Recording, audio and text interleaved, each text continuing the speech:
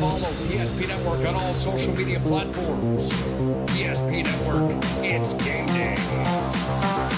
Dakota Community Bank and Trust, your trusted partner for commercial and business loans. We not only provide lending you need to grow your business, but we also reinvest in our communities. We believe in strengthening our businesses and creating opportunities for success. Choose Dakota Community Bank and Trust for your commercial and business loans, and together let's keep our communities thriving. Serving the community, looking out for you. At Dakota Community Bank and Trust, that's what we do. When facing disaster, it's not just the things we lose, but the memories. But there's hope. ServPro, with decades of experience in Minot and Bismarck, is always ready. Our certified professionals don't just restore homes, they rebuild lives. Because to us, you're not just a client, you're family.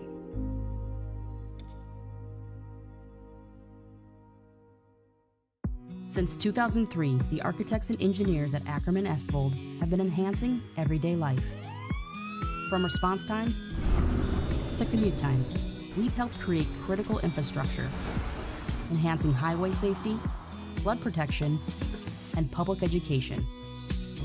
And we're no stranger to enhancing fun, family outings, and even game time. Ackerman Estvold, working to enhance your everyday life. Great news! If you're looking for a new vehicle, Ryan Family Dealerships has the best selection we've had in years. You'll find fantastic offers from Nissan, Honda, Chevrolet, Buick, GMC, Cadillac, Chrysler, Dodge, Jeep, and Ram. Hold on! Ryan sells Chrysler, Dodge, Jeep, and Ram? Yes, we do, and we'd love to sell one to you. Visit one of our 5 convenient locations in Minot and Williston. Get your next vehicle from a name you know and trust. Ryan Family Dealerships. That sinking feeling you get when this happens? That's oil change-anxiety. The anxiety of being without a car with a billion things to do. The fear of being overcharged. The stress of not knowing where to go or who to trust. But you never get those feelings at Valvoline Instant Oil Change, where you can watch us work right from your car, and we finish up in about 15 minutes. We changed your oil and did our 18-point safety check. Valvoline Instant Oil Change. Service you can see, experts you can trust.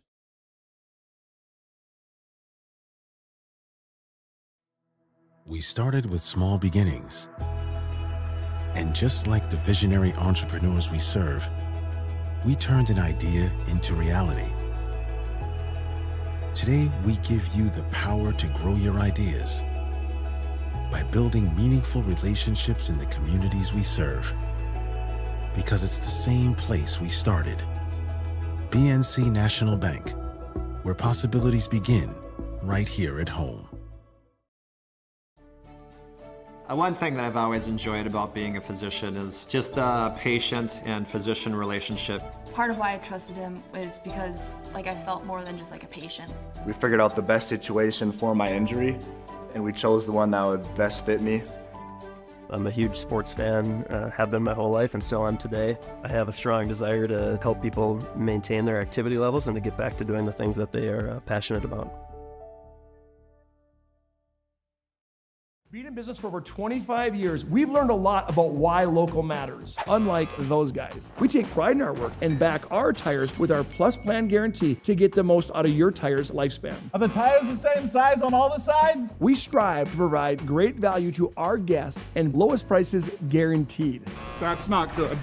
Stop at a trusted tire and auto and get a set of tires from people you know and trust, and will even match those guys.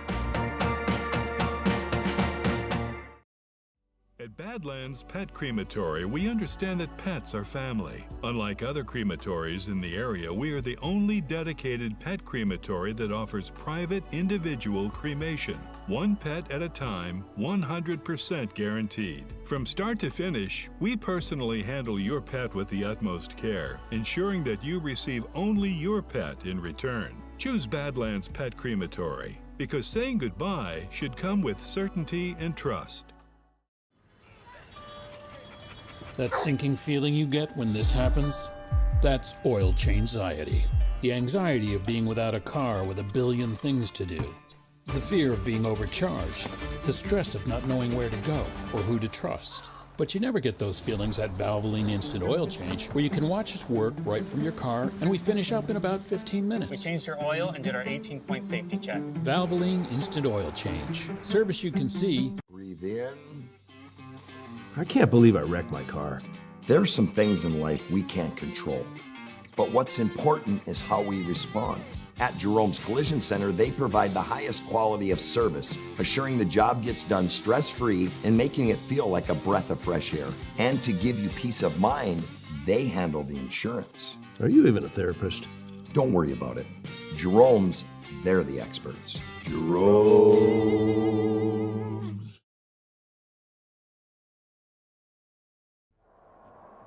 At Ryan Buick GMC, we treat every day like game day. 1.2-liter turbo engine, ultra-wide screen. 1.2-liter turbo engine, ultra-wide screen, on 2. Ready? We know how to get you in the right vehicle. Canyons, and hut, hut. From the test drive to the handoff, we make every step easy. This season, start your drive at Ryan Buick GMC.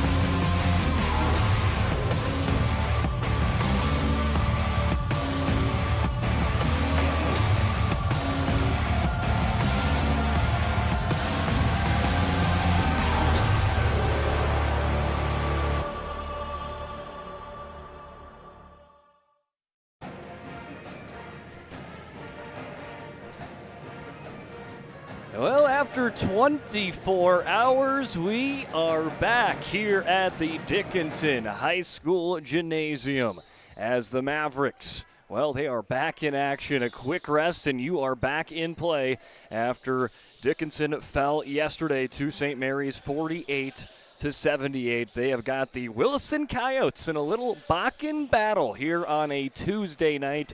The two orange teams going to go toe-to-toe here inside the WDA. I'm Brock Widener, and Nate Zachman will be joining us here on a moment here on the PSP Network as welcome you into the Valvoline Instant Oil Change pre-game show. It's your locally owned oil change headquarters, 25 years. Lundine's taking care of people. Local actually matters. Not to mention this oil change is a stay in your car drive-through oil change. Typically performed in 15 minutes or less. You can find them in Minot and in Bismarck. It's Valvoline Instant Oil Change.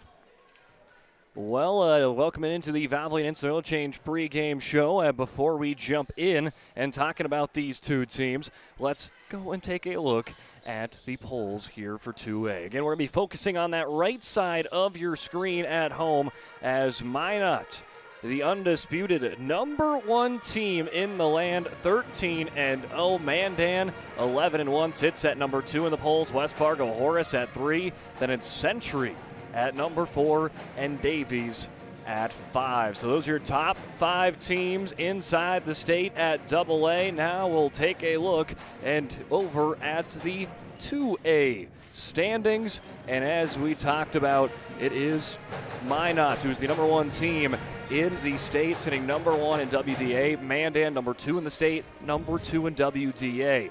Then at number 4 in the state, Century slots in at number 3. Then it's Legacy, and these Williston Coyotes slide in at number 5 as they have played all but one team. They have not played Jamestown. They'll play them later on in the year twice, kind of back-to-back. Bismarck and then Jamestown at 6 and 7. St. Mary's at 8. Minot North at 9, and then it's Dickinson rounding it out at 10. EDC, Horace, Fargo Davies, Cheyenne, Red River, and Shanley are your top 5. Then it's Fargo Northwest, Fargo, Grand Forks Central, and Fargo South. But it is shaping up to be a fun race down to in the West region. I mean, you got right now the top runners of Minot, Mandan, and Century, but you've got some quality teams in Legacy, Williston, Bismarck, even Jamestown, St. Mary's chomping at the bit, trying to take some positions. As joined alongside me, Nate Zachman, joining us now in the booth. Nate, how are you doing here tonight? Doing great, Brock. Excited to be back in the booth, covering games for PSP Network. It's sometimes people say the best time of year as we're ramping up, like you said, for the end of the season where everyone wants to be playing their best ball, and that's going to be into March. Yes, and it's right now you're starting to play a team a second time around. And I know you're a football coach, so maybe you don't see it too many times. We play the same team twice, but kind of talk me through it of maybe the advantages of maybe losing a game early on in the year, but seeing that same team twice to try to maybe pull up and upset that second time. I think it comes down to, you having film and how you play your system versus their system, and really the coaches and coaching advantages where you think, hey, we can get this player here by doing this. I think those, when you have to counter each other and play each other twice, it really comes down to coaching and getting your athletes in the right spots and having them execute at a high level. And I think, also sometimes when the kids are familiar with the other opponent, sometimes they play better because they're more relaxed, and kind of know what the expectation could be, and then they can dive in deeper to the scouting report. So it really comes down to me, coaching, and then the kids go out and executing. Would you say there's an advantage either way for a team that won the first time or lost the first time, or is it kind of even? Well, personally, I always felt it's hard to beat a team twice, right? So I think if winning the first game, you might feel some of the most inconsistent thing is a high school athlete.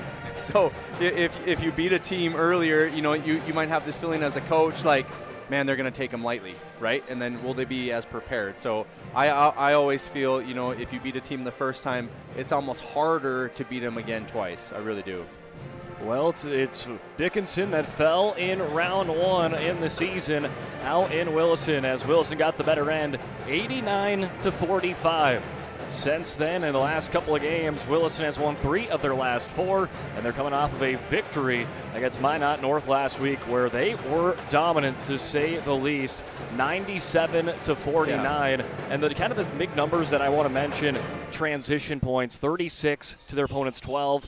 And as well as points in the paint, they dominated that 52-22. I'm excited to see how they play, and there's a saying where good defense makes easy offense. So if you're going to score 97 points, like you said, getting in transition, well, you're getting into transition because you're taking care of things on the defensive end. Some coaches say, good defense makes fun offense, and that's getting out in space and running. And, if you're organized and know how to create your fast breaks, a lot of these teams run secondary breaks, so you're going to have your 2 and 3 down the sideline. You're going to have your 5-man sprinting to the block, and then you're going to have your 1 bring the ball up, then your 4 will be your trail. Going to be really interesting to watch how Williston attacks the transition and see if Dickinson High, sometimes I've seen defenders, Brock, they'll literally sprint people to the sideline to take away that transition break and see if they can slow Williston down. And then for Dickinson, 2-10, 0-9 inside the WDA. Started the season 2-1 in non-con, but they played Williston first, and after losing to Williston, they have went on a 9-game losing streak that they're trying to hope to break tonight against the Coyotes. I think youth, you look at their roster, and you're going to have to really look at this season. With basketball, there's sometimes 2 seasons. There's your regular season, and then there's your postseason. I think it would be great for Dickinson High to really develop here at the end with the youth that they have to make a push at the end of the year here to maybe possibly get into the tournament and then have that build for the next following year because they only have 1 senior on the roster. Yeah, that's usually you don't see that very often, no. And this is a very young team. But tonight they will be playing without their leading scorer on the season. Abby Prowse is on the bench in street clothes. She battled kind of through some discomfort yesterday. She came back into the game, but maybe not as that explosive kind of Abby Prowse you're used to. And I guess they decided, hey, we're just going to let her rest here tonight, and hopefully it's nothing too serious there for Prowse, and hopefully she can get back in action this year. Do you want me to go down and do some sideline reporting and get down there and find out? But, sometimes, and we talked about this earlier today, Brock, when we were grabbing lunch with the St. Mary's game is, when you have some of your best players out, other players have to step up, and that can really help develop teams, and it's going to be interesting to see who steps up for Dickinson High. Yeah, we talked about it with St. Mary's yesterday, and I think a lot of people might be surprised of the result of that boys' game. Yeah. And honestly, if you start looking at diving into how that team started to kind of go on a roll, yes, they were still dropping those games, but they played a Century team and a Mandan team very close, and those are two really good teams. And they were out with arguably their best player because he was injured for 6 straight games. And when you have a player that's out for 6 games, it forces someone to step up or to step up by committee. And that team, I think, learned from playing without Christian Benning to when you put Christian Benning back in, that is going to be a scary team. And I think Dickinson maybe was hoping to play that team 2 weeks earlier, but that game got postponed and had to face the Benning-led Saints. You're right. And talking about the boys game here, it'll be interesting to see how Dickinson High boys respond tonight, after a game that they feel that they shouldn't have lost. And I think, whenever you're coaching a team, Brock, you want to, the next day, whether you win or lose, you want to make sure you always have the same team. So I'm going to be really interested to see how Dickinson High boys come out tonight. Yeah, that's going to be interesting, and stay tuned. We're having the doubleheader, girls first, and after that, we'll head on to the after the conclusion of the girls to the boys matchup. That's the first part of the Valvoline Instant Oil Change pre-game show for Nate Zachman. I'm Brock Beidner, and when we come back, we are going to start diving in to players to keep an eye on here between Williston and Dickinson. At Ryan Buick GMC, we treat every day like game day. 1.2-liter turbo engine, ultra-wide screen. 1.2-liter turbo engine, ultra-wide screen, on 2. Ready? We know how to get you in the right vehicle. Buchanans, and hut, hut. From the test drive to the handoff, we make every step easy. This season, start your drive at Ryan Buick GMC. Nobody thinks about personal injury until it happens. But when injury strikes, so will your bills and the turmoil and everything you'll miss out on. It's a mess and you need someone to help it all make sense. That someone is Schweigert, Clemene, and McBride. We know the territory and the process, and we work smart and hard to get you results. It's easier to get back to normal knowing there's a team behind you. We're the ones the other side doesn't want you to call.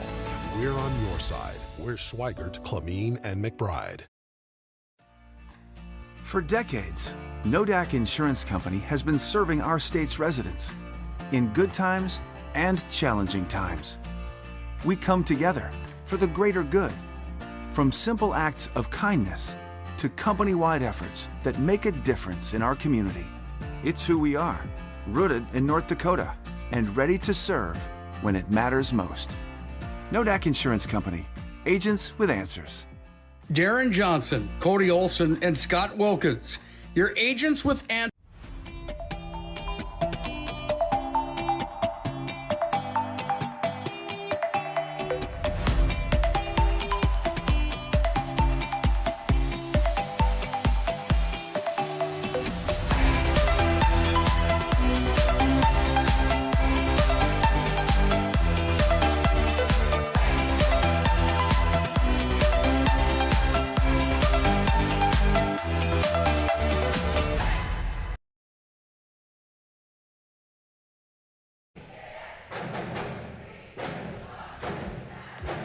Welcome back into the Valvoline Instant Oil Change pre-game show. I'm Brock Widener, joined alongside me, Nate Zachman.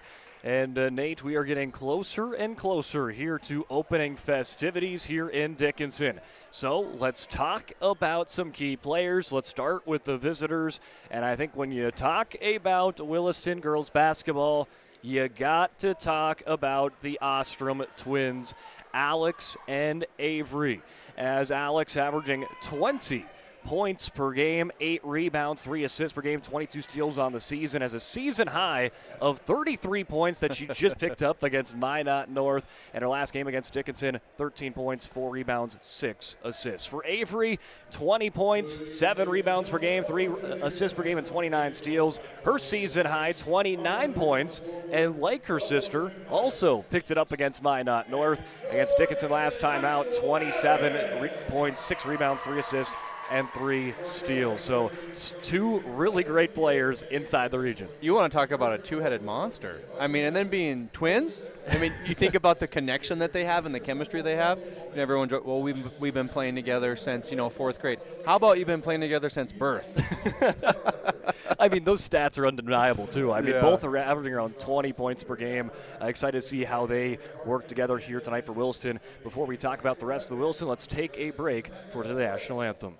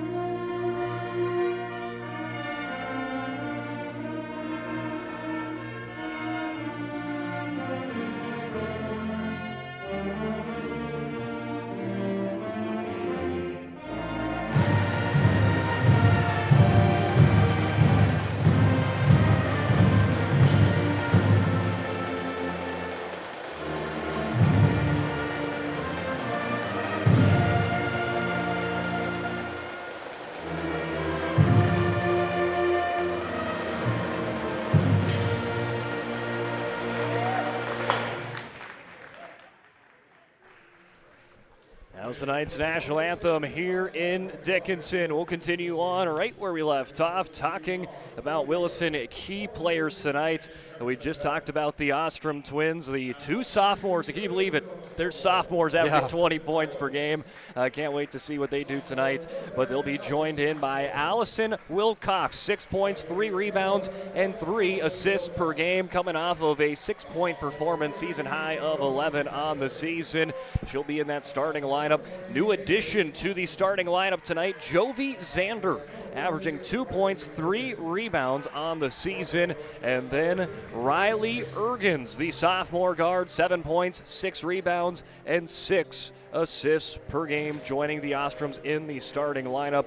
And like Dickinson is missing Abby Prowse, Williston also missing an important player in their starting lineup. Micaiah Klumker averaging 13 points, 5 rebounds. She is their top 3-point shooting player, so going to be out with a deep threat. But we'll see how Jovi Zander does in her place tonight. Well, that'd be the same with Dickinson High has to deal with Abby being out of lineup tonight. So both coaches going to have to dig into the bag of tricks a little bit, fill out that starting lineup here tonight. And now we'll talk about Dickinson. We'll get at the player spotlight. We're going to spotlight the senior Jenna Nelson tonight. 5 points, 4 rebounds on the season per game.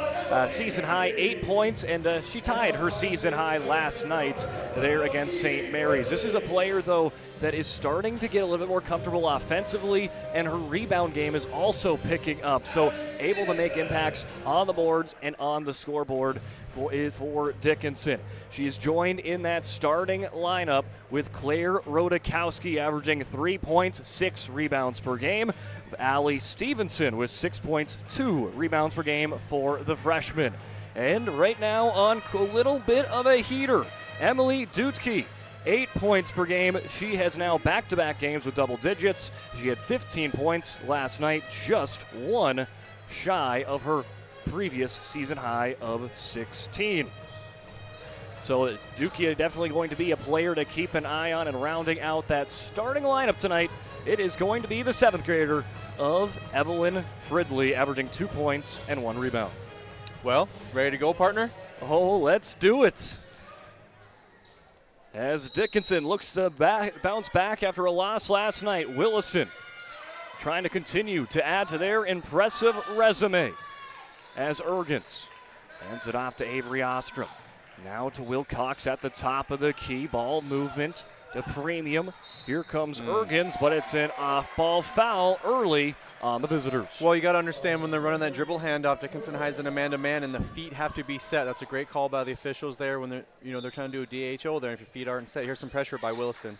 Williston going to show that pressure early on as Allie Stevenson starts to drive. It's taken away by Jovi Zander, and she's the one that's the new addition to the starting lineup, gets an early steal. Well, I think when Dickinson High can reset here, the zone is a 1-2-2, and you're going to want to have a 2-guard front against that, and they had a 1-guard front against that, so they can make that adjustment. As free throw goes in for Jovi Zander. Again, the sophomore making the start tonight in replacement of Klumpker. And Zander goes 2 for 2. Stevenson. Double teamed again. This time taken away by Avery Ostrom. The steal and the score for Williston. Just the pressure, the ball pressure. The best way to break the there we go, by passing. Break the press by passing the ball. An attack. Comes Stevenson attacking, can not quite connect on the layup. And here's Wilcox in transition for 2. And that's that pregame we talked about, Brock, that transition offense. We got a timeout by Dickinson High. As Dickinson going to take a timeout, we will take one with them. Williston on the board early. 6-0 over Dickinson.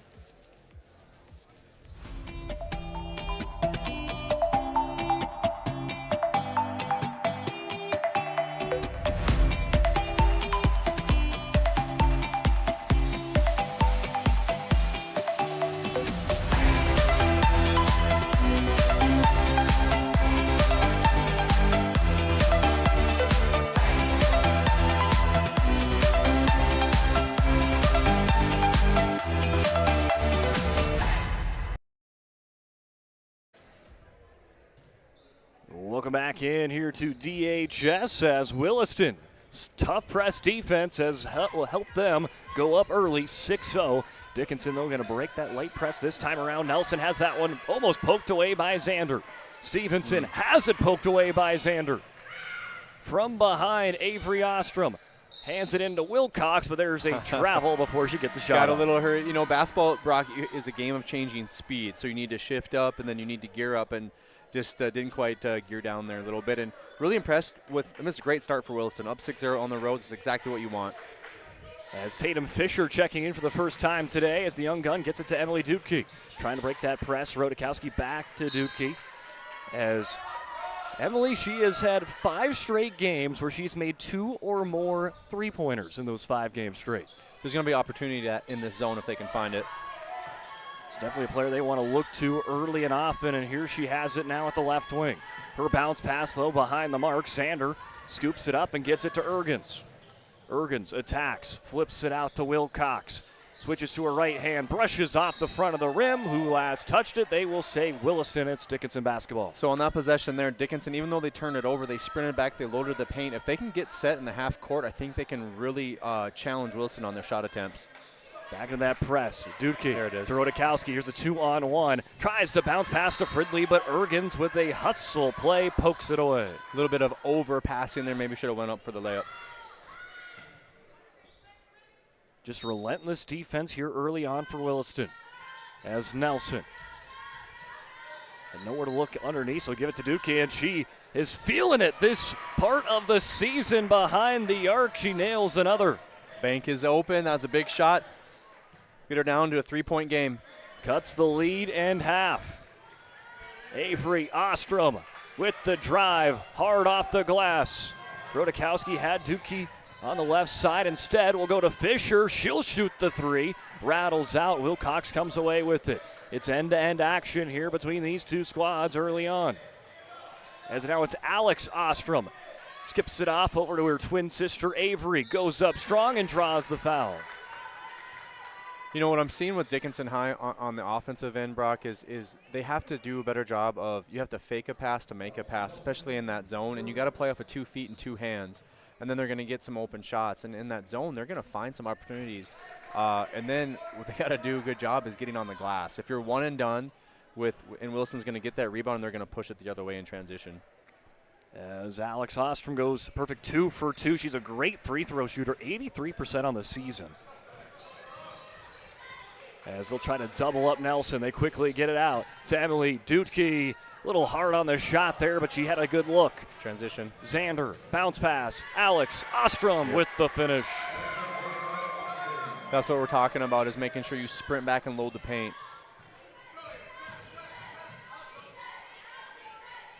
Fridley's pass just behind Rodakowski to Dutke. She wants another. She's got another. Make it now 6 straight games where she's nailed 2 or more three-pointers. And when you play against the zone, you want to find a gap. And she found a gap in that zone defense and found herself an open shot. Didn't have to wait long to capitalize on that tonight. Alex Ostrom gets her first bucket on the night there. Williston does a second. Oh, timeout, Dickinson High. Timeout. Coach Lockett will take it as back to a 6-point lead. The Coyotes lead 12-6 with 15 minutes remaining here in half number 1.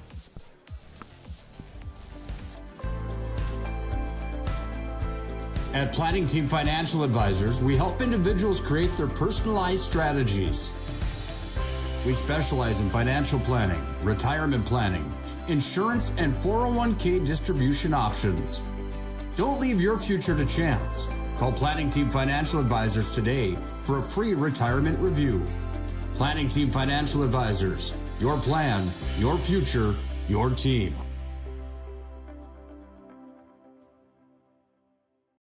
The foundation of the financial planning approach at Legacy Financial Partners is a personal relationship.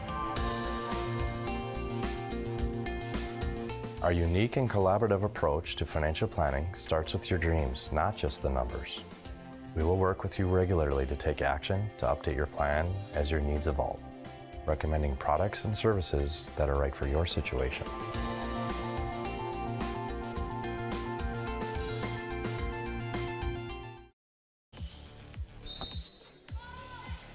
Williston's transition offense has them up 12-6. And that press defense creating some troubles. Evie Halverson comes in. She has the ball pressured by Xander, and she'll draw the foul. You know, sometimes you can be so over-aggressive. You call it you don't want to hurt your hustle. They had a triple team right there, and they just weren't smart with their hands and drew a foul, 28 feet from the basket. But Jovi Xander has impressed me. Again, she has jumped in the starting lineup, and she has not looked back here early on tonight, and almost right on cue gets a steal, but instead we called on a foul. She looks like she belongs there, right? Yeah, exactly. And that's exactly what Williston wants to see, too. I mean, I know we talked about it early in the pregame show. Yes, I mean, you're right. Hey, you got to make the most of your opportunity, and when that player comes back from injury, then you're even that more deep. As Wilcox, the steal and the score. Good defense makes easy offense. She's got 4 points tonight, joining both of the Ostrom twins, who have 4 apiece. As Nelson, her pass tipped away by Xander into the hands of Riley Ergens. Ergens finds a pass. What a pass there to Avery Ostrom for the lay-in. Wilson does such a great job of attacking the rim. And then when you do that, you can get opportunities like that and get easy layups. Try to lob it up to Halverson. It's taken away by Xander. To Alex Ostrom, to Avery Ostrom, the twin connection for 2. Timeout by Dickinson High. You know what? Coach Lockett call him. You can't take him to heaven. Take care of them. Might as well use them when you have them. Yep. We will take we'll stay with you right here as right now 18-6 on the BNC National Bank scoreboard with locations throughout North Dakota, Minnesota, and Arizona. BNC National Bank provides you with banking and wealth management services for your business and family. Visit BNC Bank online today at bnc.bank. You know, Brock, when I watch Dickinson High, the biggest thing is their turnovers, right? And I think when a team is getting turned over, you're playing rushed. And there's a saying where you need to play fast but don't play in a hurry. And they just got to idle down a little bit. They got to be able – and also another thing is, too, to alleviate the pressure in the zone is go set screens. You can screen the zone, but it looks like Wilson's dropping into man-to-man. They will flee back on the pressure, at least for now. But the pressure continues to ramp up. Allison Wilcox, pickpocket, can't get the left-hand finish. But it's Alex Ostrom flying in, can't get her first attempt. And she draws a foul there on Stevenson on the second attempt. I mean, Williston's defense is just creating everything for them on offense. I don't think that Dickinson High has maybe had 3 possessions where they've been set on defense. As the lefty makes the first one there for Alex Ostrom.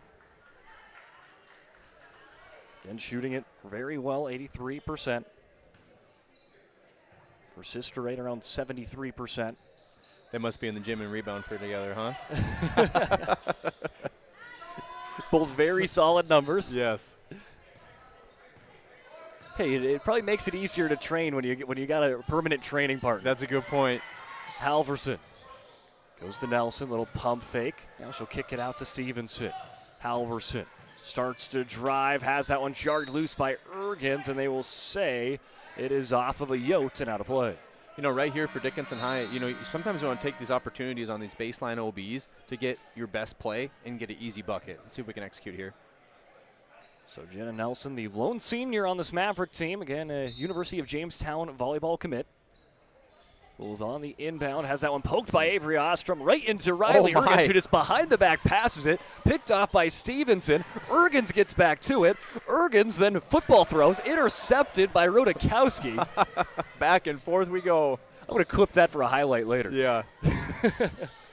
Absolute chaos has ensued as Stevenson hands it off to Nelson, a little too strong off the back of the board. Ergens. Coast to coast, she'll keep it herself in and out. Let's slow some stuff down right now. Yeah, we got to play off of 2 feet here and slow it down. I like that sequence, though. That was pretty fun. Yeah, it was. Like a pinball. It was, yeah. Thought I was looking at an arcade machine. As Dutke has that one taken away, but no, travel in the process. So either way, will be Williston basketball moving left to right across your screen. They're up 20-6 with 12:56 remaining. Williston's ball pressure is phenomenal, and nothing is coming easy for Dickinson High right now. As Ergens plays it down to Alex Ostrom. As you mentioned, this is probably one of the first times Dickinson has been set on defense. Yeah, we'll see if they get a stop. Oh, Ergens finds the lane on the baseline, and Rodakowski with a block from behind. Yeah, you're right, Brock. If they can settle in the half court, I think we can they can go. Emily Dudke, I think, was thinking of the wide open three and just could not quite haul that one in cleanly. Plays off her shoe, and it's going to be Williston basketball. And the pressure is just causing mental mistakes like that. You just got to settle in a little bit.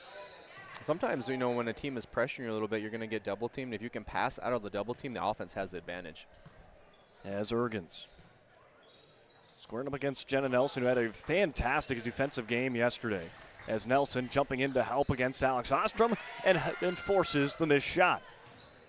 She had to go and square against Matea Messer, one of the best in WDA, and held a player averaging 20 points to just 8 last night. As Stevenson drives hard and a little contact on the arm. Stevenson going to the line to shoot 2. Good attack. Sometimes the best way to slow a game down like this and kind of stop the bleeding, if you will, is to get the free throw line. As Stevenson averaging around 66% from the line. First one, count it. As the foul there was on Kayla Slagle, as she'll check out. Stevenson, perfect 2 for 2 at the line as she cuts it to 12 the gap. Yeah, let's see Dickinson High can settle in here on the half court and get some stops. Ergens plays it to Avery Ostrom, and she travels there. Was pressured well by Aaliyah Zastapol. And now Dickinson getting a stop and after a successful possession on offense. Exactly what the doctor ordered. They'll lay it up to Zastapol, that helped with the defensive stand as it poked loose. You know, this is the pace that Dickinson High needs to play at. You know, they can't get in a track meet with Williston, if that makes sense. And here we've got a nice baseline will be here, and let's execute. Stevenson plays it into Rodakowski, back to Stevenson in the corner. Don't want to be trapped in the corner there with the aggressive double team if they partake in it. Fridley finds a lane. Good look there, but can't get the floater to connect. Transition. Williston back in that transition game they're known for, but Alex Ostrom can't get the finger roll. Fridley looking to slow things down as she looks over to head coach Terrence Lockett. Hands it off to Stevenson, who kind of found a lane. Saw the Coyotes playing very aggressive and almost kind of overrun her and opens up the kind of C's parted, but ends up forcing a foul on the Coyotes. Keep an eye on these fouls. They're adding up, and that's going to help Dickinson High climb back into this basketball game. Get in the free throw line. As Wilcox commits her second. Stevenson plays it into Rodakowski. Hits the brakes over to Stevenson. Back to Rodakowski, quick passes, Fridley, open three in the corner, bangs off the rim twice. Cannot get the friendly drop. I like the confidence from the 7th grader shooting that 3 ball, though. I like that. Ergens pivots around. At the elbow, back to Wilcox. Dickinson doing a good job of slowing down the speed of Williston, but the Coyotes still finding a way to put points on the board. Alex Ostrom with the left hand finish. Good patient offense for Williston right there. And that shows, hey, I know we're all speed in the transition game, but we can slow things down and still be productive. You're right, Brock. As Stevenson draws another foul. I think that's going to be Wilcox's third. Yes. Yep, here comes the substitution. So Wilcox will check out Slagle, who comes in already with a foul. Not what you want to see early on. Not with 10 minutes left. Yeah. I mean, to have 6 fouls, 10 minutes left, it's going to help Dickinson get on the free throw line and slow the pace down. And for them, they got to know they got to make the most of the opportunities nice when they cut. get them. And a nice cut, as you mentioned there, with Evie Fridley with the lay-in. Now, if you watch Williston here, they're going to want to go to the left elbow here. They're going to try to get an entry of their post on the left elbow. There it is. And they're going to run some actions off of that handoff. We call that bison. She'll flip it off to Ergens. Back to Slagle. Lays it into the corner. Little hesitation. Say, well, why not let it fly for Ostrom? Leaves it short and hauled down by Rodakowski. You know, another good stop by Dickinson High in the half court. I mean, if you take away the early about 4 minutes of the game where You're right, Brock. Williston just run and gun, this one has been a little bit evening out. But another steal for Williston. Ergens. He was hoping for a screen to come up. Instead, she will help draw a foul.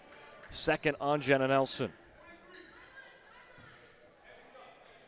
I'm really impressed with her vision. And the ball is on a string for her. I mean, it's just her vision is so good. As timeout going to be taken, we'll take one with them as Williston leads 22-10 here in the Queen City. At Shots Crossroads, we make 8 gallons of homemade ranch dressing every day, so you can smother your dinner salad with it, dip those crispy golden French fries in it, and dunk your breaded chicken strips. You can even cover your... Wait, no. You can't put ranch on steak. Or can you? Shots Crossroads. Don't forget the ranch.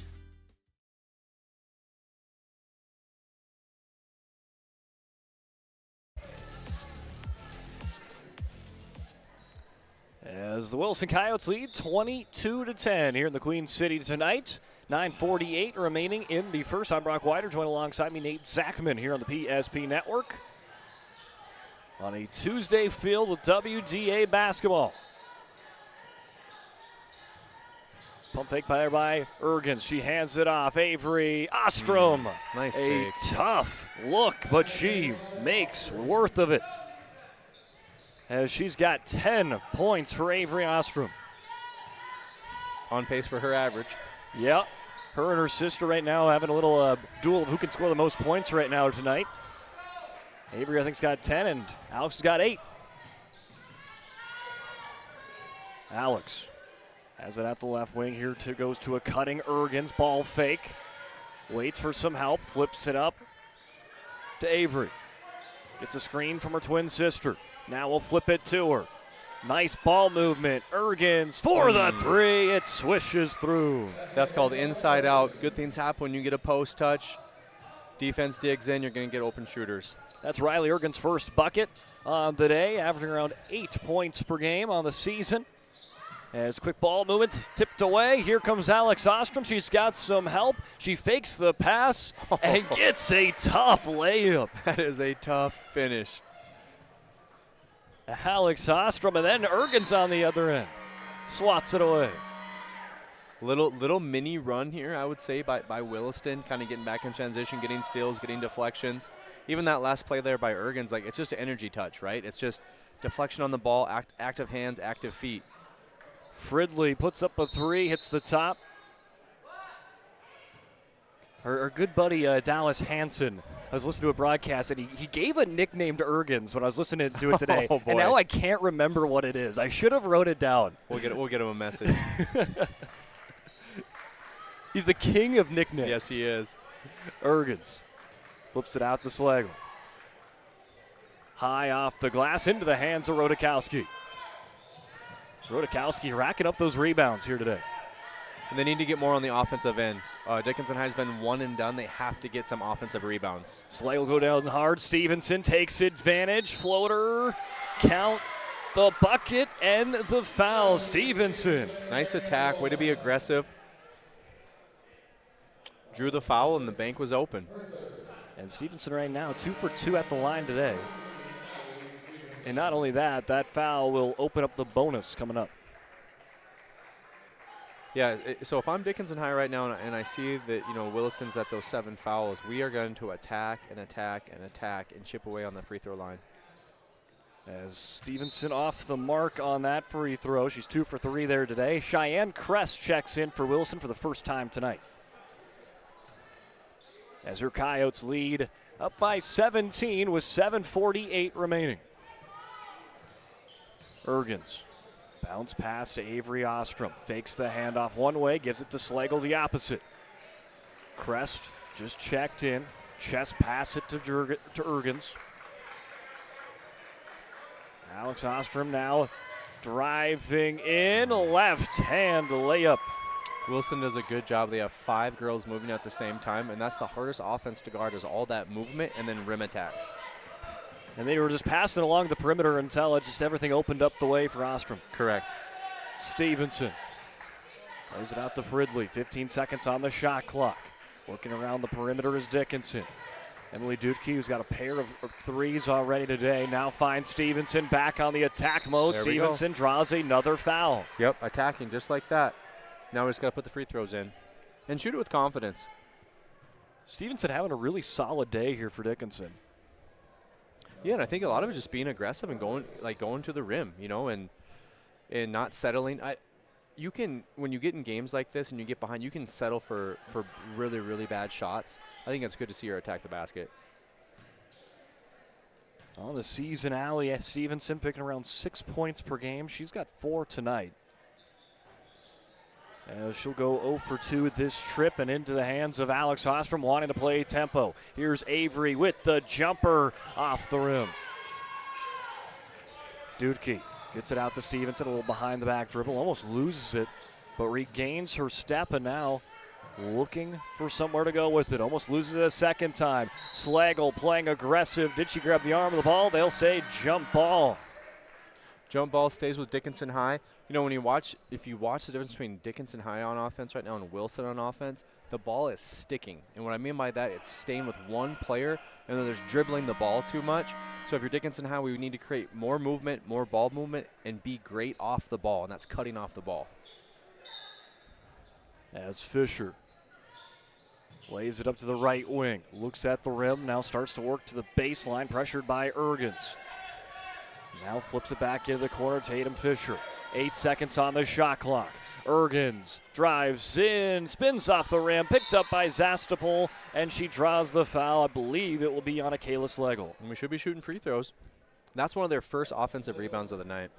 And that's Slagle's second, and her and Wilcox have been rotation partners, and Wilcox has got 3, she's got 2.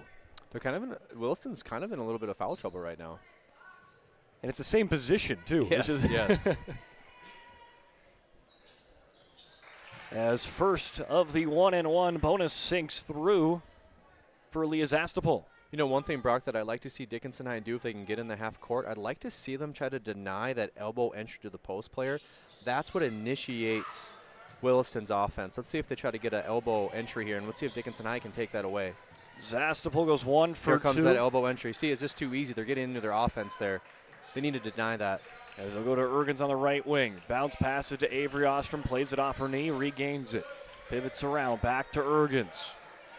Paired up against Halverson. Gets a little bit of space. Why not let it fly off the back of the rim? Ergens gets her own rebound. Finds it to Avery Ostrom. That was a nifty pass. That was pretty crafty. And followed her shot. Got She's the rebound. made us 2 really nice passes here in the first half. She looks like she plays shortstop. Pivots around as Fisher just kind of tries to throw up a hook shot. That's blocked away by Alex Ostrom. And off to the races we go. Cheyenne Crest lets it fly, but a travel before it's released. Yeah, got to get those feet set. Good shooters do all the leg work bottom up before they catch the ball. And the feet are set. It's just got a little rust right there. You check in off the bench. Hey, your eyes get big. You see that 3-point opportunity. Yeah, let it fly. Nelson to Dudke. Good recovery defense there by Avery Ostrom as Dudke, I don't know if she could lost the ball or just kind of force it up in the air, and luckily it goes into a fellow Mavericks' hands. And Ergens called on the foul, and back to the line is Dickinson on bonus free throws. This time it's Tatum Fisher, averaging around 66% at the line, 10 for 15 on the year. Brock, you know, watching Williston play defense, do you remember, I'm going to do a little football reference here, but the Seattle Seahawks Legion of Boom? Oh, yes, I do. With their secondary. Yep. You know, a lot of what they taught was we're going to hold you on every play. We're going to grab your jersey on every play because the officials can't call every hold and every pass interference. That's kind of what Williston does. Like, they have a lot of hand checks, a lot of reaching, and it's kind of catching up to them, but they also have they're also up big, so kind of got to be able to play through that, but I think it's going to add up if Dickinson High can make some free throws. The aggressive play is helping, but it's hurting at the same point. Exactly. It's kind of the double-edged sword. As Dudke, she wants a three, can't quite get there as it rolls off the rim, and Williston says, hey, if you want to play a tempo game, we will play it. Avery Ostrom fights through some contact. She'll go to the line. Foul on Dudke. Good control there. Being in control, drawing the foul, getting the shot up.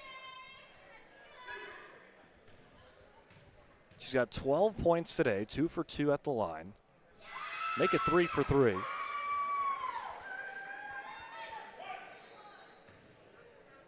And that's to put her back up in the lead of team scoring, passing her sister once again. That might be bragging rights on the way home tonight. I wonder if that's something they talk about every night. Oh, I'm sure. Rodakowski. Oh, nice action. Finds Nelson and draws another foul, and this one's going to be 3. Looks at it as she was behind the arc, I do believe. Yeah, we should be shooting 3 here. As Alex Ostrom, the guilty party on her first. I really like that action. We get an elbow entry. We hit a back screen from corner, and we fade to the corner for a nice 3 ball. Good play. Coming off of her season high of 8 points last night. Nelson just a bit strong on the first one off the back of the rim. And she's finding some consistency on the offense. 8 points against Williston the night before. Picked up a nice 7 points against Jamestown. Goes 0 for 2. Again, it was off of a 3-pointer, so you get one more whack at it. Limited attempts so far this year on 75%. And she'll go 1 for 3 this trip. Sometimes seeing that ball go through the hoop helps a lot too. So maybe that one free throw can get her going. It's a big confidence thing. Exactly. Around 7 years of playing basketball, I probably averaged 2 points per game. But I mean, how much did you shoot? I was not a shooter because I didn't like to shoot. But I think I got my season high of my career high of 5 points. And the next day I was puffing the chest a little bit. I love that. Then it was back to realization of, no, still not a shooter. Fisher blocked away. Right there by Crest and Alex Ostrom. Alex Ostrom flips it out. Avery back to Alex. Great ball movement down there as Ergens leaves it short, but a good look nonetheless. She's going to want that one back. Double dribble, I think, on that one. Yeah, I didn't quite catch the call, so I didn't either. Yeah, I think that's probably what it is. There wasn't a foul, so. Yeah. Dickinson High is going to, I think, a 2-3 zone here. You have to find shooters. Let's see how Williston adjusts to a 2-3 zone, and let's see if Dickinson High can find shooters. 4:04 remaining in half number 1. Maybe it's a 1-2-2. Nope, 2-3.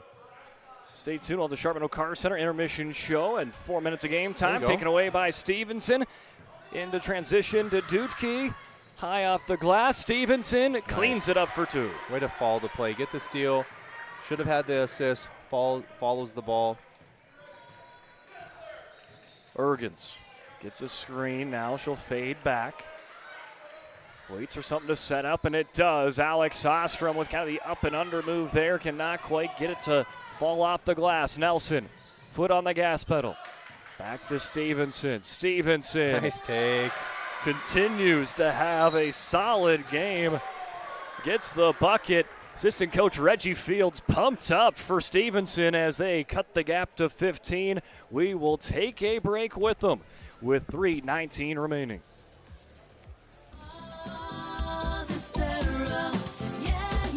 Spas Etc. is excited to introduce the addition of the Master Spas line, including the Michael Phelps Swim Spas. Enjoy the relaxing health benefits and enjoy 0% financing up to 72 months or up to $5,000 off on all spas and swim spas. You'll also find $2,000 off the MSRP on all pools and saunas. Come check out the outstanding lineup of Master Spas at Spas Etc. Nobody thinks about personal injury until it happens. But when injury strikes, so will your bills and the turmoil and everything you'll miss out on. It's a mess and you need someone to help it all make sense.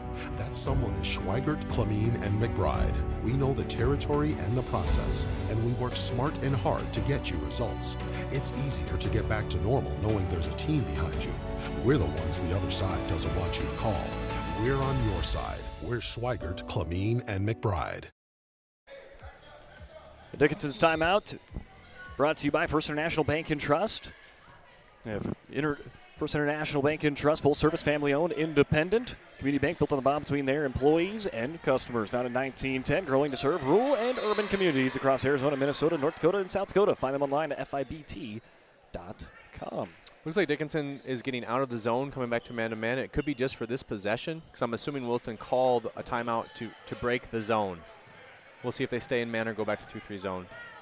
Little chess match going on. Exactly. Ergens flips it out to Kress. Back to Ergens. Quick ball movement. Ergens into Alex Ostrom. Nice find to Avery with the little jumper that rattles home. With 2 seconds left on the shot clock. Hey, it doesn't matter how much time's on the shot clock, but if you got the Ostroms, like the chances. So you're a football coach for Hettinger County. I have a question. So when you take a timeout, say you're set on offense, and you got the play set up, and the other team takes a timeout, do you keep that same play or do you change it? That's a good question. It just kind of depends on where you're at on the field or where you're at on the court, wherever it is. That's a good question. Sometimes you can overcoach, Brock. I'll put it that way. Getting ahead a little bit too much, yeah. Players make plays. Alex Ostrom drives in. She will get a late foul and goes to the line to shoot two. Yeah, I thought they're going to very late call.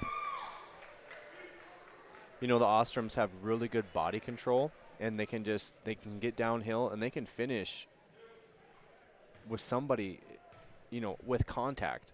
And a lot of girls struggle with that. Well, the thing I kind of noticed too is they're not afraid to play at all three levels. I mean, they can shoot the deep ball a little bit. They can shoot at mid-range, but they're not afraid to go and drive. You know what? You're exactly right. You're exactly right. They got the three ball, they got the mid-range, and they got around the rim. Yeah. I feel like a lot of guards, they don't like to play down in the paint, drive in, but they're not afraid to. You're right. As Stevenson settles in at the right elbow, that one slingshots off the rim into the hands of Alex Ostrom. Bounce pass to Wilcox, who's battled some foul trouble. Nice find, Avery Ostrom. Turn and shoot and make it. Nice touch around the rim, like we just talked on, right on point. $1:50 remaining as the Coyotes have extended their lead after the timeout. After Dickinson started to try to claw their way back in, but the Yotes have taken a timeout and started to ramp it up on the gas pedal again. But here's a three-pointer for Evie Fridley. Nice shot by the 7th grader. Shooting with confidence. Dropping into the zone here. The adjustments continue to be made here for Dickinson. As Slagle. High-low, there it is. Avery Ostrom to Alex, batted out of the way. Stevenson a part of it to Fridley, and there's a jump ball with her and Slagle, the pair of 12s. Yeah, matching up there. That was a quick jump ball. Let's see if Dickinson High stays in his zone here on this baseline, albeit they miss a girl in the corner there. So quickly to Avery Ostrom, her shot up and over the rim. A nice little rainbow look there as Rodakowski draws the foul, and there's going to be a free couple of free throws. There's an old saying, Brock, never foul 84 feet from the basket, and that's what happened just right there. You never know. You could throw up a A 3/4 of the court shot. Maybe not with a $113 on the board, but.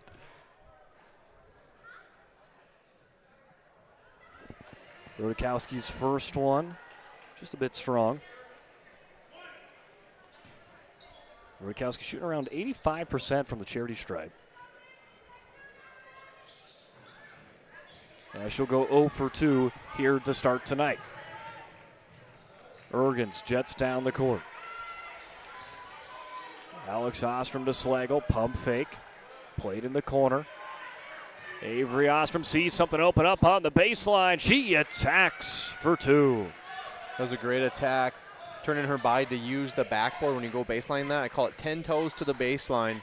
It increases your shooting percentage. Stevenson. Stopped right at the elbow by Slagle, 40 seconds remaining. Dudke had a 3 on her mind, so she's going to let that one go off the front of the rim. Avery Ostrom in transition. Slagle hits the hardwood hard. She's slow she now quickly gets up, trying to help in transition as Rodakowski quickly jolts down the court, and she's headed back to the line. Another one on Alex Ostrom. Brock, do you have a total of how many free throws Dickinson and I shot this first half? I do have them. I'll tally them up, and we will talk about that. That'll be an interesting stat at halftime.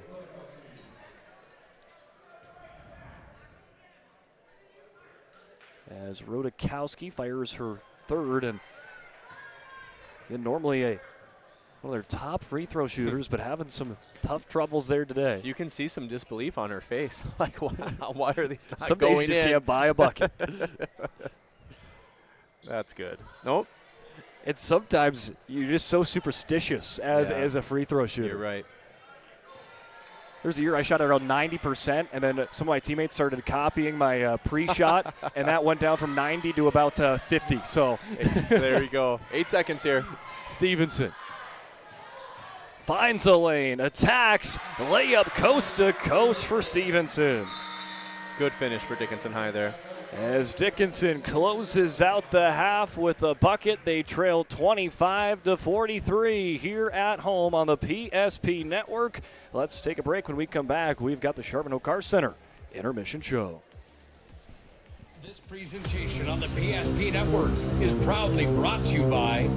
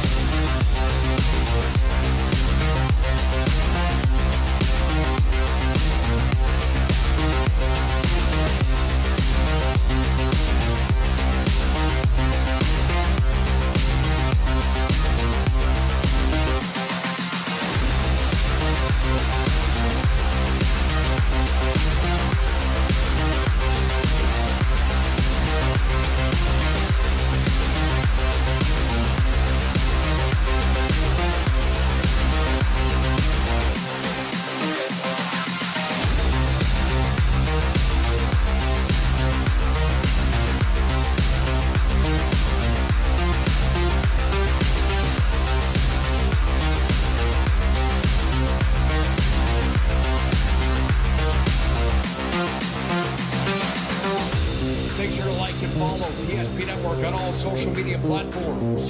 PSP Network, it's game day. Dakota Community Bank and Trust, your trusted partner for commercial and business loans. We not only provide lending you need to grow your business, but we also reinvest in our communities. We believe in strengthening our businesses and creating opportunities for success. Choose Dakota Community Bank and Trust for your commercial and business loans, and together let's keep our communities thriving. Serving the community, looking out for you. At Dakota Community Bank and Trust, that's what we do. Planning for the future is difficult, but pre-planning your funeral is a thoughtful way to ease the burden on your loved ones. At Stevenson Funeral Home, our compassionate team will help you create a personalized plan that reflects your values. We'll make sure that your wishes are honored and that your family will have peace of mind in a challenging time. Call us today to start your pre-planning journey. You can count on us to be with you every step of the way. Stevenson Funeral Home. When facing disaster, it's not just the things we lose, but the memories. But there's hope. ServPro, with decades of experience in Minot and Bismarck, is always ready. Our certified professionals don't just restore homes, they rebuild lives. Because to us, you're not just a client, you're family.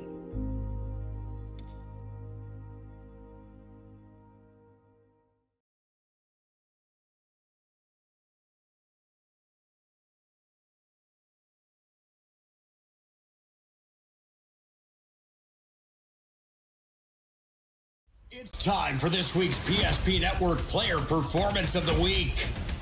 Powered by the Aggie Foundation, Ryan Family Dealerships, and Minot State University.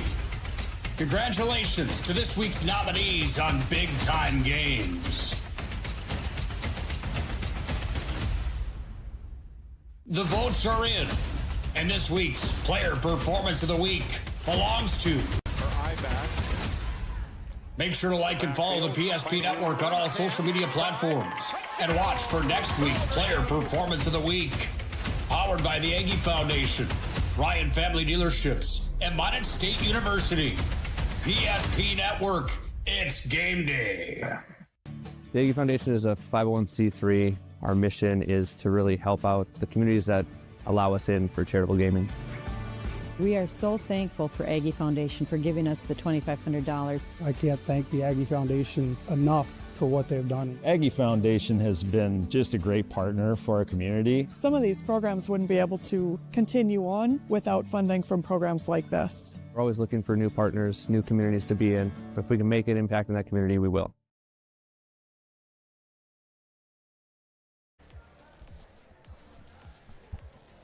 Welcome into the Charbonneau Oak Car Center halftime show.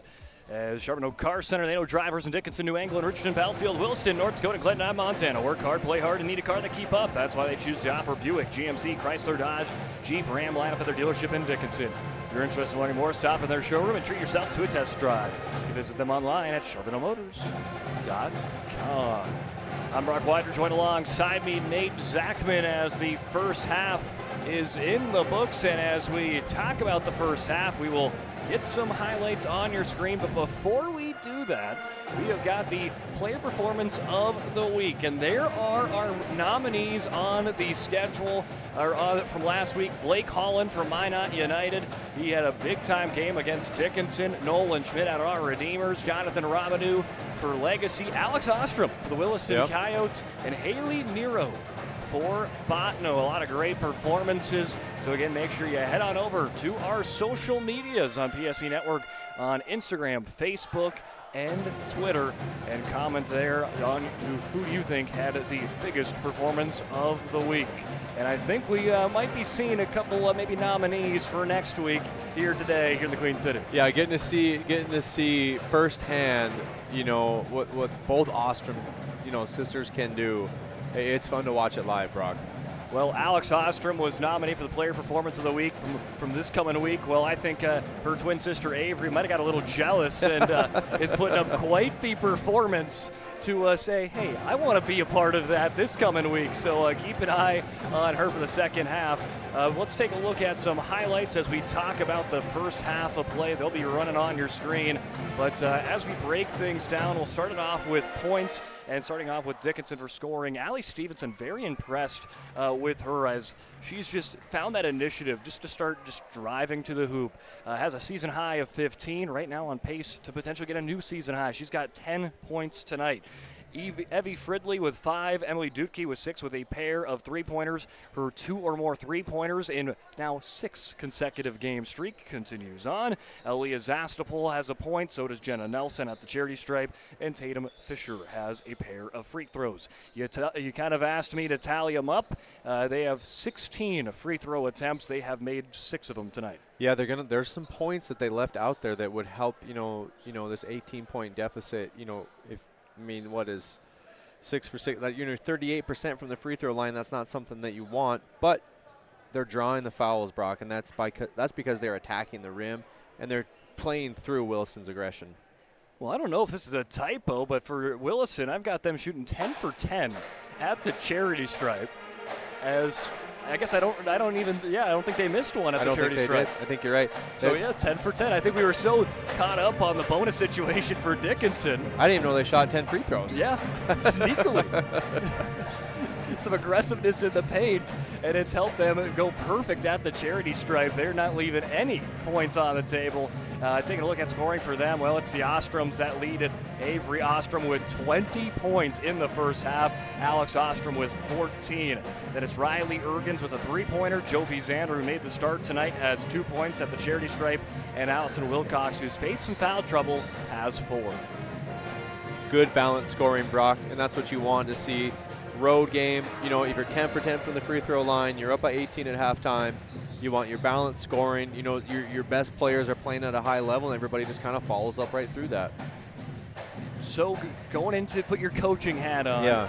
If you're Dickinson, what do you want to see in the second half, kind of making those adjustments, even if you can't fully come back tonight, just to make, those little steps for future games? Well, you're not going to get it back in one play. That's the first thing. There's no 18-point play. And the only way you're going to get back into the game is cleaning things up on the defensive end. And when Dickinson High's been in half court, when they sprint back and load the paint and get in position, Williston's probably less efficient. So I would be stressing that we need to get back on defense. We need to lock in our half-court defense.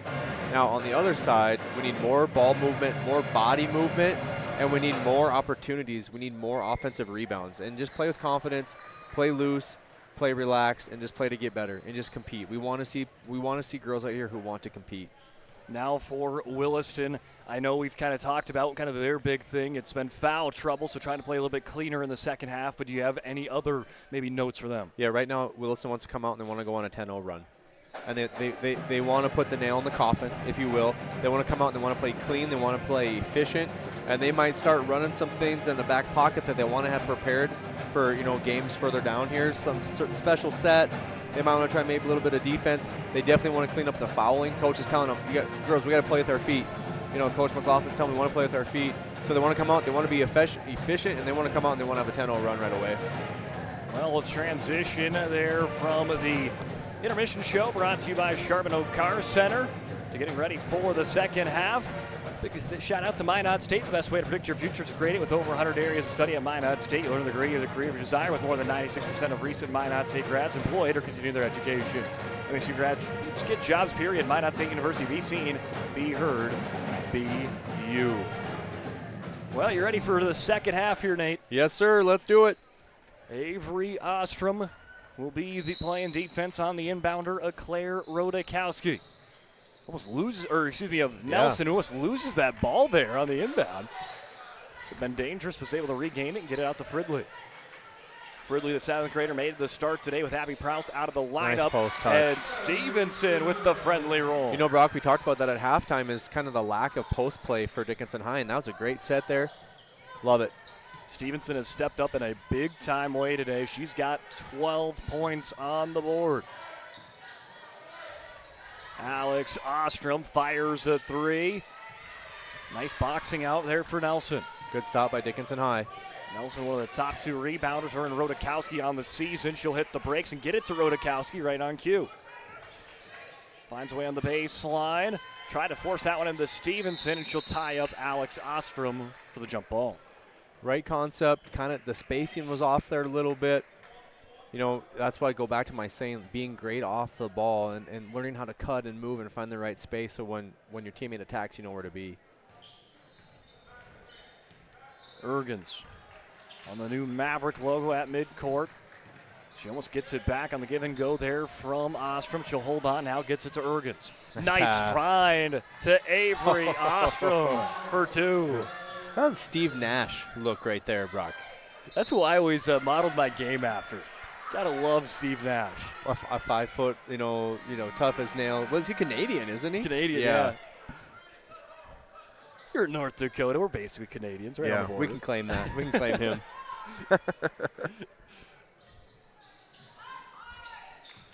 Plays it up to Avery Ostrom. Nice look. Nice find to twin sister Alex for the layup. They've done that a time or two, haven't they? A time or 2 million, maybe. There's the steal from Zander. She goes up and she goes down with the ball. And, kind of maybe a friendly jump ball. Yeah, that was quick. Really quick, if you look at Williston's pressure defense here, Dickinson has to get the ball in the middle of the zone. Right there. Yeah, Stevenson trapped. Now she'll lay it up to Dudke. Quick pass, lays it into the 7th grader Fridley. Another nice pass as they transition play right to Rodakowski, who makes the baseline J. Yeah, Brock, so you pass out of the double team. You had a 3-on-2. If you can pass out of the double team and be aggressive, the offense has the advantage. That was a great look there for DHS. Avery Ostrom, though, catches Dickinson in a spin cycle. That's that elbow entry I've been talking about. Dickinson High needs to deny that entry on the high post. Fridley to Stevenson. Wilson quick to get back this time around as Stevenson hits the brakes on Ergens. Ooh, that one's silky smooth for Stevenson. Playing with pace, changing speeds, going fast, gearing down, playing off 2 feet. And on the other end, it's Avery Ostrom, the 2 leading scores for their respective teams, going toe-to-toe.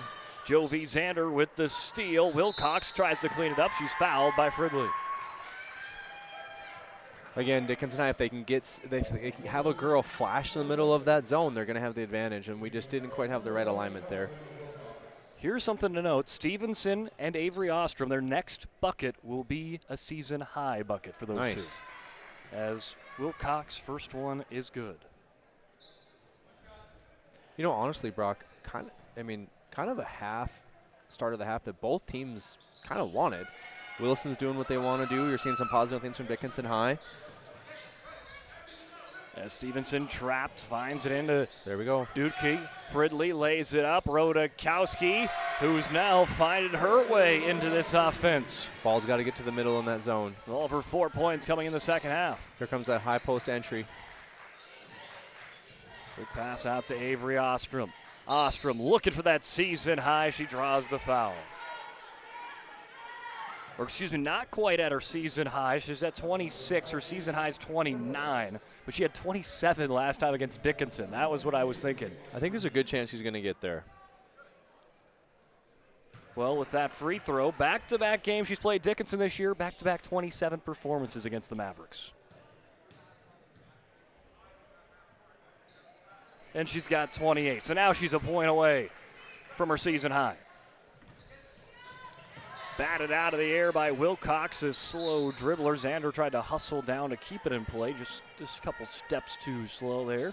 You know, Williston wants to put this pressure on because, like I said earlier, they want to go on that 10-0 run. They don't want to give Dickinson High any hope. Avery Ostrom tough to the basket. Let's face some contact there. More contact with Zander, and there's a jump ball.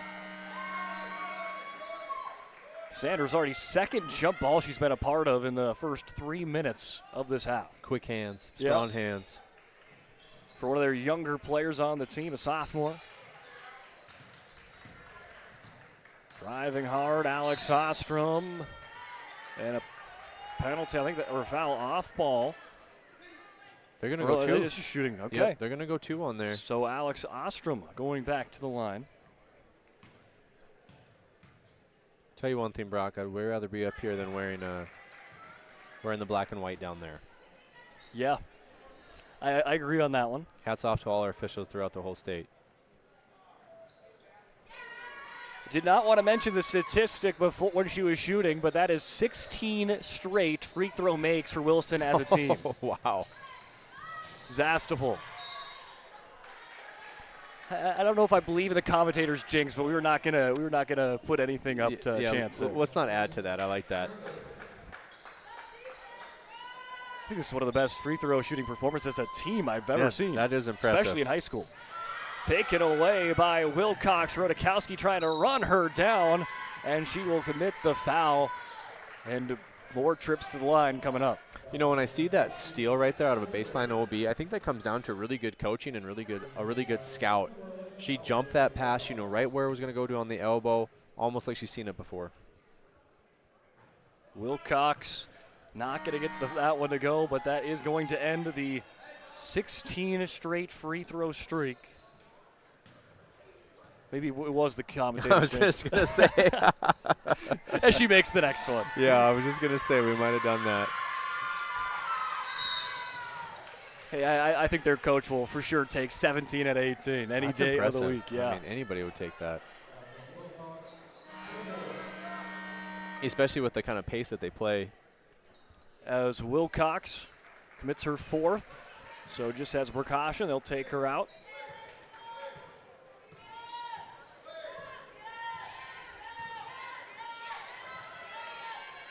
Finding it down to Stevenson.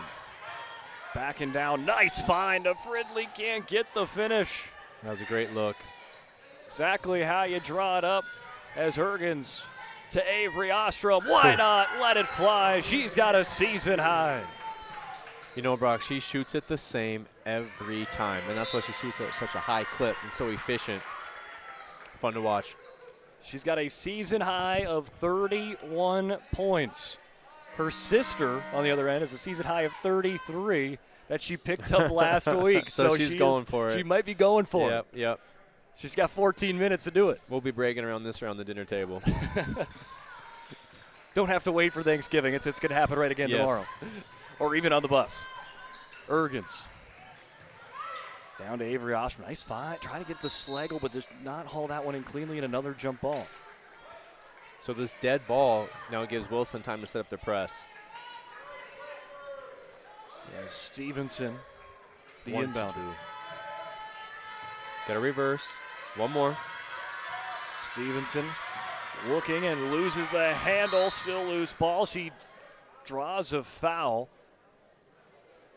When everyone's okay down there is 3 different players. You know, just athletes playing hard and competing.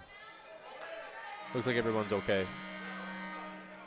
As Akia Slagle, the last one to get up, and she'll get some help off to the sideline as Addie Linger checks in. Looks like another substitution. They'll be throwing in Mackenzie Ritter.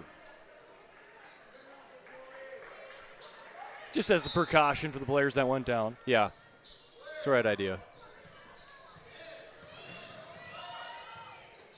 As Fridley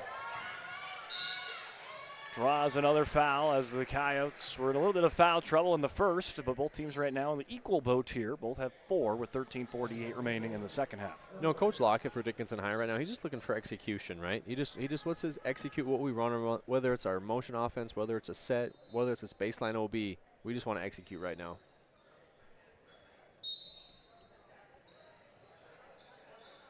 As Nelson looking for someone to flash open. She does at the top of the key to Dutke. She'll start to attack off the glass, rolls off the rim. Avery Ostrom pulls down the board.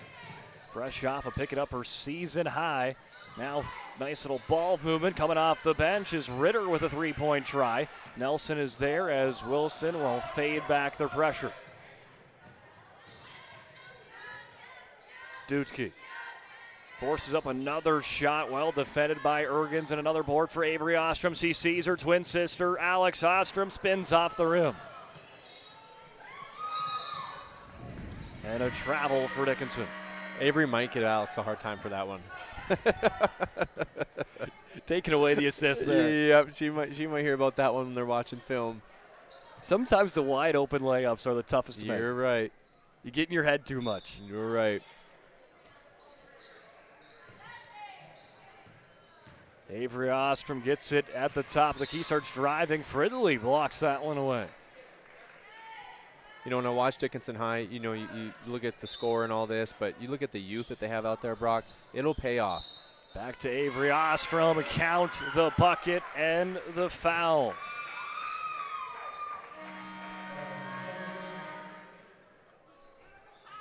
Well, that's going to tie her sister's season high of 33 that Alex set against Minot North last week. So both twin sisters with 33 season highs until now. There it is, 34. 34 for Avery Ostrom.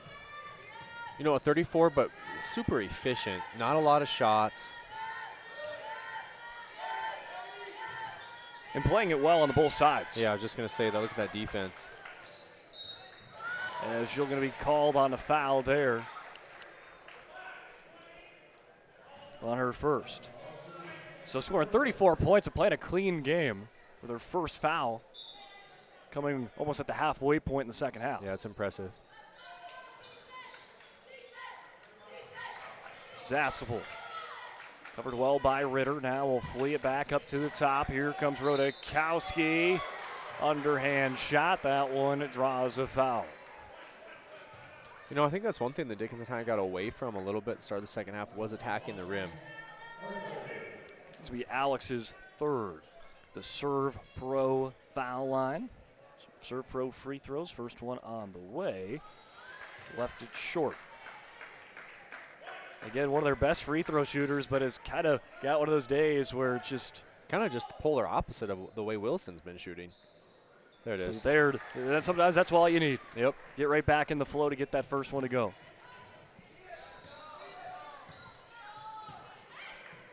As Alex over to Avery. Avery, why not? Let it fly. Skips off the rim. Oh, yeah. Travel there on Stevenson. That's a tough play. You get the rebound, you get the position, and you just kind of lose your footing.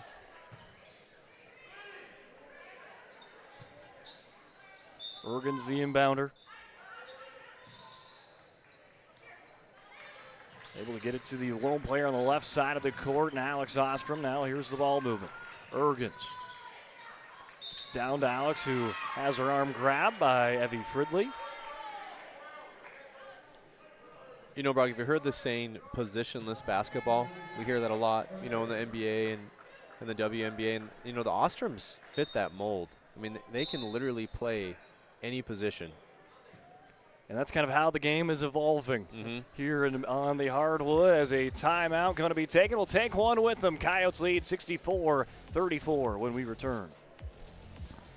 At Shots Crossroads, we make 8 gallons of homemade ranch dressing every day, so you can smother your dinner salad with it, dip those crispy golden French fries in it, and dunk your breaded chicken strips. You can even cover your... Wait, no. You can't put ranch on steak. Or can you? Shots Crossroads. Don't forget the ranch.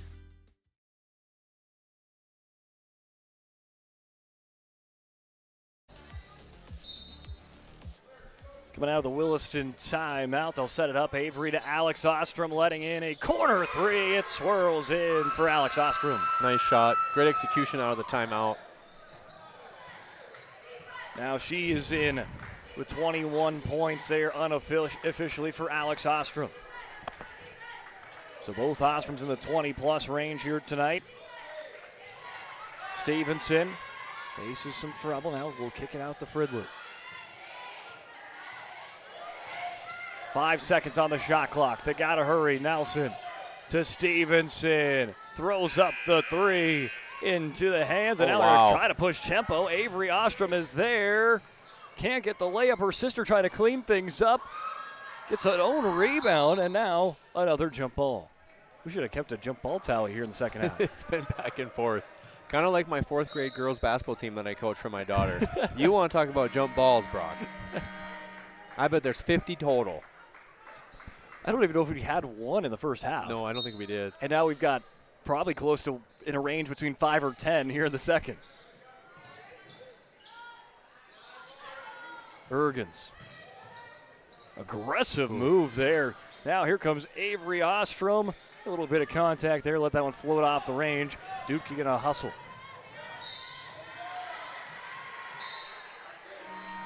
There's a little hesitation there by Emily Dukin. I don't know if she saw Akayla Slagle, who was over on the bench in the Coyote on the Dickinson side, and she was walking over to the Dickinson bench as she was driving over there, and she got a hit. And it was like, oh my! I saw that. Where'd you come from? Yep. 6 Coyote on the court. As Dudke makes the first to the bonus. That's a nice looking shot. He's had 7 points here tonight.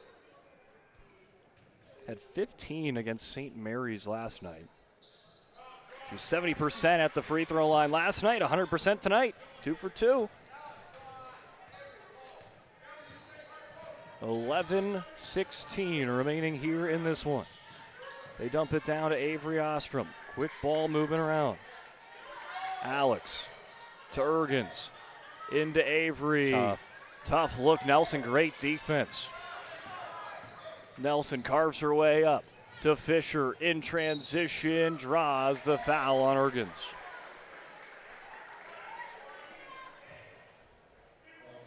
It was good to see Dickinson High get in transition there, too. You know, getting stops and then, you know, getting in transition, moving the ball up the court. So that's Ergens' fourth. Wilcox, who has 4, is going to be checking in. Fisher's first one is good. Did you play basketball growing up there, Nate? Sure did. Did you ever foul out? I don't know if I did, Brock. I fouled out for sure once in 8th grade. Remember that one vividly. I probably did. And I think another time or two earlier on. I just played maybe too aggressive. There you go. That's okay. You'd rather say whoa than go. As Fisher goes 2 for 2. Ostrom to Ritter for 3, rattles in. Nice shot for Ritter. Well, her season high is 3 points. That ties that one right there. Nice little shot off the bench. And here comes Nelson. Loose ball kicked off of Stevenson and out of play. Wilson's going to get those shots if Dickinson High stays in the zone. Yeah, it looks like a 2-3 zone. You want to get a high-low and you want to find a gap. So Wilcox playing with her 4th nice foul. Seal. Dumps it down to Avery Ostrom and up and in. What's that put her at, 35? I think so. What can you do to defend right now? I mean, they were able to get a couple of tough looks for her to start this half, but she's right back into that groove. She might get a 40-burger. You don't see them very often. I know. But it has happened once already in this gym with Boston Cranston put up 42 against Chandler. That's impressive. So she could be the second ever to do it with the newly remodeled court. It looks beautiful in here. Yeah, it does. Shout out to Guy Fridley and all the Dickinson High admin, and they did a great job. As Alex Ostrom on the bonus free throws is good.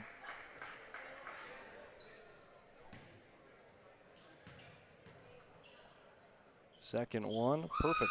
She's 100% there today. She shoots it just like her sister, only she's left-handed, and they shoot it the same every time. And that's, you know, all the young kids watching, you know, that you want a consistency with that. When you can shoot the ball, it makes the game so much easier. Dookie. Speaking of shooting. A 3. Watching her free throws, I mean, she's got a really nice shot, set her feet, nice play. If she's into double digits, she's got 11. They'll kick it down. Avery Ostrom to Wilcox. Got a fans on the. She's laughing about it. Now top of the key, and Ritter's got a season high. She's got 2 3-pointers. She could be a threat for them, Brock, coming off the bench down the road here. And sometimes that's what you need, just some experience coming on and playing some varsity reps. And Emily Dupke saying, whatever you can do, I can do too. Would have liked to seen her shooting this out earlier in the game. More confidence. She's got 4 3-pointers. It's a nice-looking shot. As Wilcox drives in hard, she'll hit the deck into the hands of Fisher. Fisher pushing tempo to Stevenson, now slowing things down. Yep. Has some open players. Nelson just going to settle in for a mid-range J. The scoring's picked up here a little bit, back and forth here. Starting to trade some baskets. Yes. Here in the second. Down to Alex Ostrom. Leaves it up to pass just a little too high for Linger. Well, Williston Coyotes boys team chomping at the bit. And stay tuned tonight for our doubleheader action. We got the boys game still yet to play. As Dickinson looking to bounce back after a heartbreaking loss against St. Mary's last night.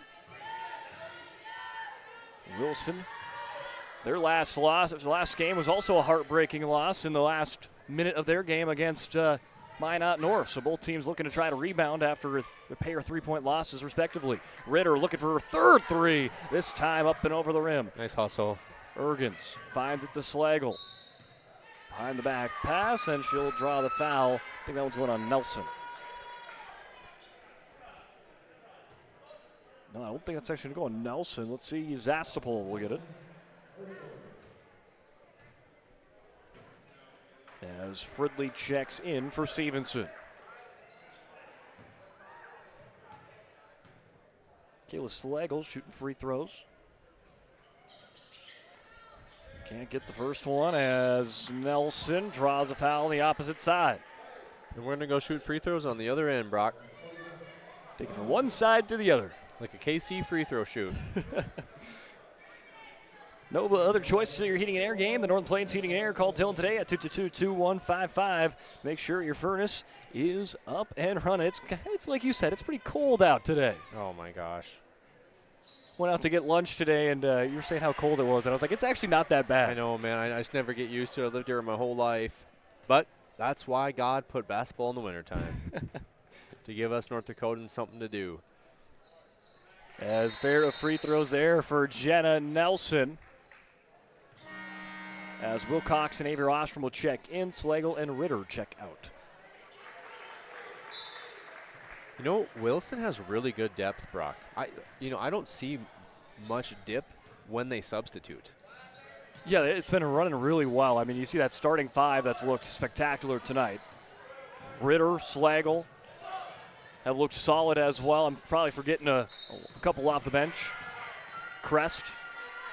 But then, you also got to think, they're playing without one of their top scorers, too, tonight. I was just going to say that. Micaiah Klumker, and she's averaging 13 points, and they just look like they haven't missed a beat. And if I look correctly, there's not a senior on their roster either. Ergen's free throw is good. Yeah, another very young team, as going 2 for 2 is Ergen. She's got 5. Nelson opens up. Francis Fridley back to Nelson. Dudke filling it on for the 3. Instead, she'll kick it out to Nelson, who will fire it off the rim. Zassapel's there. She'll try to make way down low. Dudke fills in the lane, and Emily going to make the left-hand layup. Nice finish with the left hand. Yeah, continuing on the statement you just made earlier, only one senior on either side of the court this entire game. I don't know if you'd get that on any other duo inside the WDA, that's for sure. I don't think so, and I think that's for both programs something, to be excited about. You have your growing pains, not having a senior out there or only having one senior out there, but then I think when I watch both these teams, you can tell Williston girls have spent a lot of time in the gym, and that's where you make your hay, is in June and July. And when you're a basketball coach, you want to make sure the kids every opportunity they can, because skills win. And watching Williston High, I can tell these girls spend a lot of time in the gym. So Alex Ostrom makes the first one, puts Coyotes at 80 on the scoreboard. She'll make it 81. And just a note here, 11 for 11 at the charity stripe for Alex Ostrom. That's tough. I think the Ostroms are feeling it tonight. Yeah, I think you're right. Fridley. Poked away by Wilcox, even with her 4th foul, still playing hard here late. As Fridley has it poked by Wilcox again, but it goes right into the hands of Dudke, who fires a 3. Alex Ostrom brings it down, throws it in the direction of Zander. Zander, bounce pass, drawing the foul, Avery Ostrom.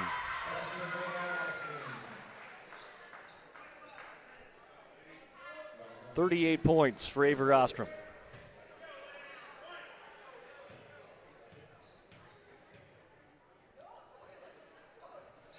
Nails it. Talked about her sister going 11 for 11 at the charity stripe. Well, she's 8 for 8. I'm telling you, man, I bet that all they did was shoot free throws growing up. Rebounding for each other, gym rats. Yeah. And it shows, and it pays off. And, any young kids watching, watching this game or watching the broadcast, that's what it takes. Just got to get in the gym and make it fun and get a ton of reps in. 1-3-1 defense here by Williston. Okay, so as we were saying, maybe trying something different, something new. Haven't seen them run a 1-3-1 yet this game, and that might be something they're trying to work on right now that maybe can steal them a couple of possessions for big games down the road. That's what I kind of liked in late in games, that some of these teams, they're going to take advantage of it. Yep. Doesn't matter what the score is. And same with Dickinson High. They want to try something too, Yep. Anytime you're able to play and get up and down, to me, it's never a waste. Slagle fires a 3, in and out, hauled in. Avery Ostrom, she's got 41.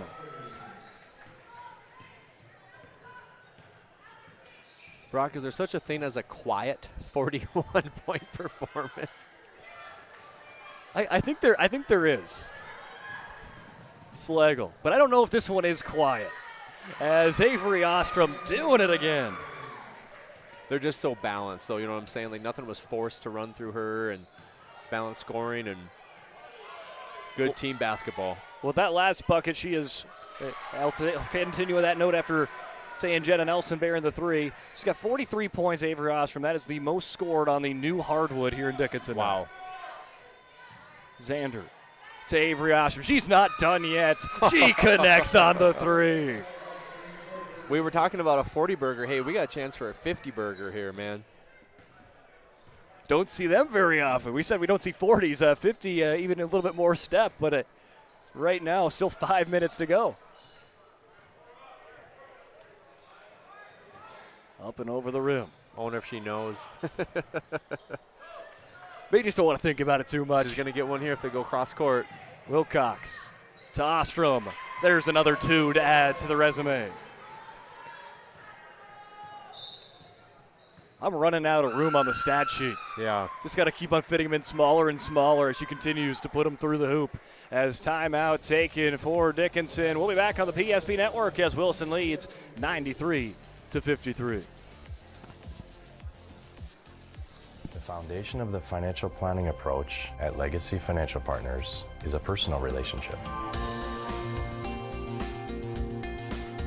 Our unique and collaborative approach to financial planning starts with your dreams, not just the numbers.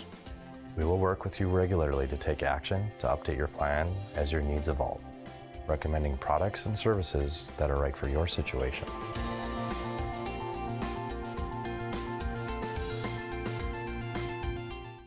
The Jersey Mike's catering box is the easiest way to feed your friends. The hard part is picking your sub. That's why we're having a draft. With the first pick, Sarah from Carolina selects number 13, the original Italian. You know, I trusted my gut, and that's exactly where the sub's gonna go, so. Hold on, we've got a trade. Jake traded his second pick with me, because I'm starved. Freshly sliced subs to go, wherever you and your friends go. Jersey Mike's, a sub above.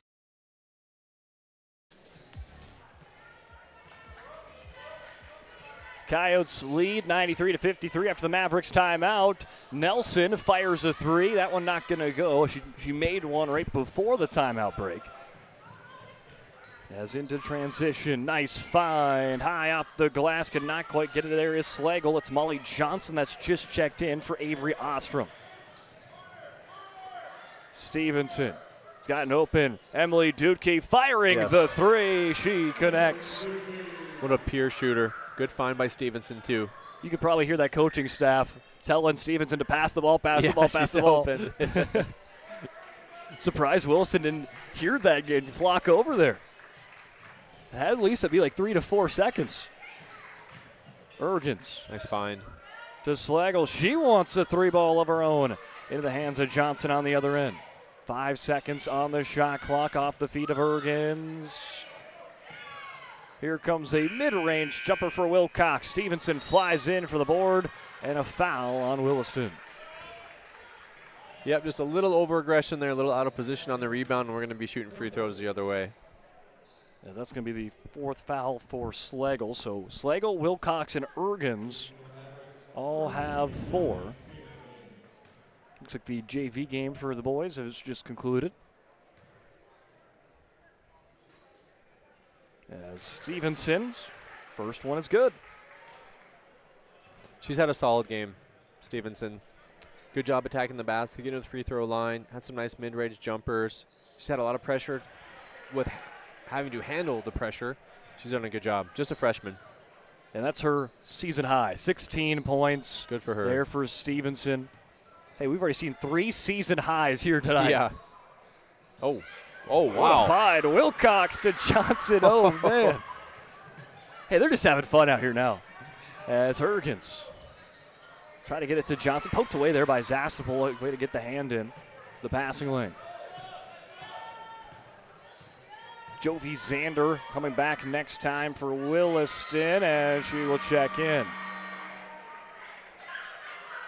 Williston bench dancing around. It's a good road win for them, and like we talked about, kind of playing a team twice. This is a road win that you want. This is, you know, you want your team to be playing at a high level, and Williston looks like a very well-rounded team, ready to make a WDA run. Be a scary team to face. Yes. Especially in that first round. As Xander hands it off to Johnson. Here comes Ritter. She's feeling it from downtown here today, trying to get her third three. And it's Jovi Xander that cleans it up and one. Good to see her get rewarded for her play today, stepping into that starting role and played some hard-nosed defense early on.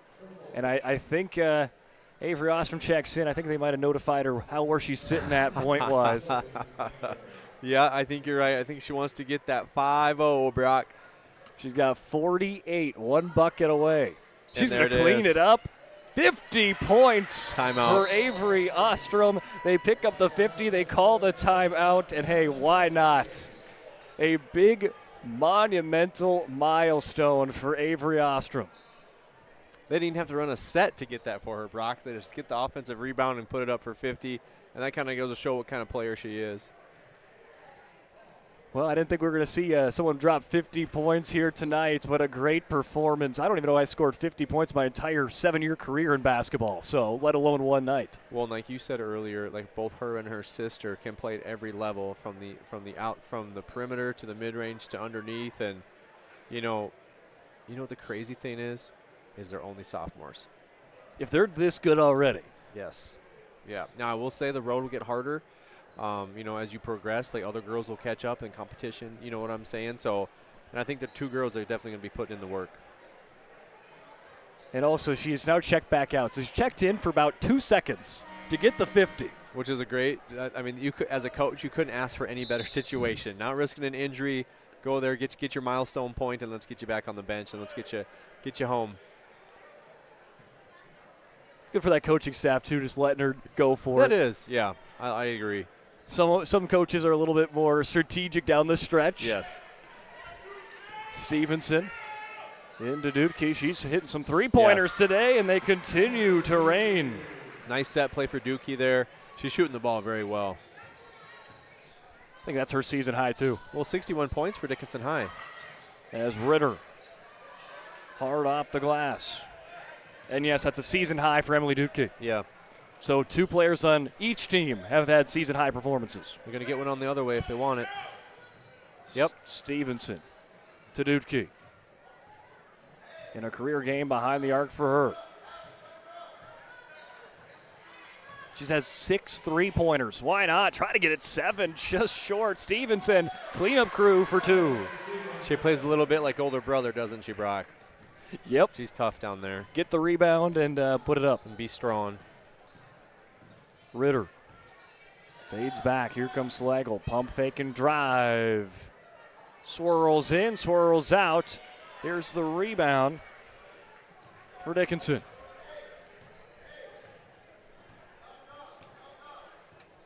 That's rebounded there by Edie Hansen, the 7th grader that's been getting a few more reps here the last couple of games, as here comes Hansen off the glass and in. Sub in, run a high ball screen and get a touch and go score the layup. Ritter for 3 off the right of the rim. Loose ball scooped up by Williston. Here comes a mid-range left short by Linger. 25 seconds remaining. Slagle picks the pockets, cashes it in for 2. 99. See if Stevenson and Lockett saying slow things down. We'll see if they just dribble this one out or do try to set up one play. Stevenson, 5 seconds. They will give it out to Dudke. Tried maybe it was a set play there, but not going to quite get that one to go. As Williston, impressive tonight, led by the Ostroms, as they pick up the 99-65 victory here in the Queen City. Hey, let's talk about it when we come back on the Charbonneau Car Center post-game show. This presentation on the PSP Network is proudly brought to you by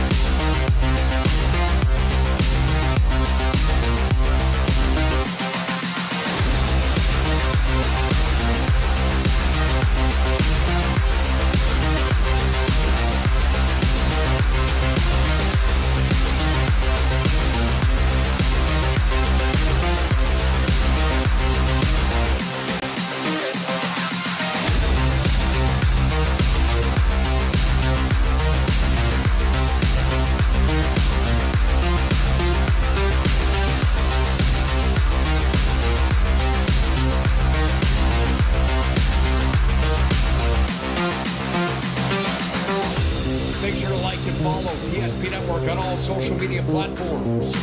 PSP Network, it's game day. When facing disaster, it's not just the things we lose, but the memories. But there's hope. ServPro, with decades of experience in Minot and Bismarck, is always ready. Our certified professionals don't just restore homes, they rebuild lives. Because to us, you're not just a client, you're family.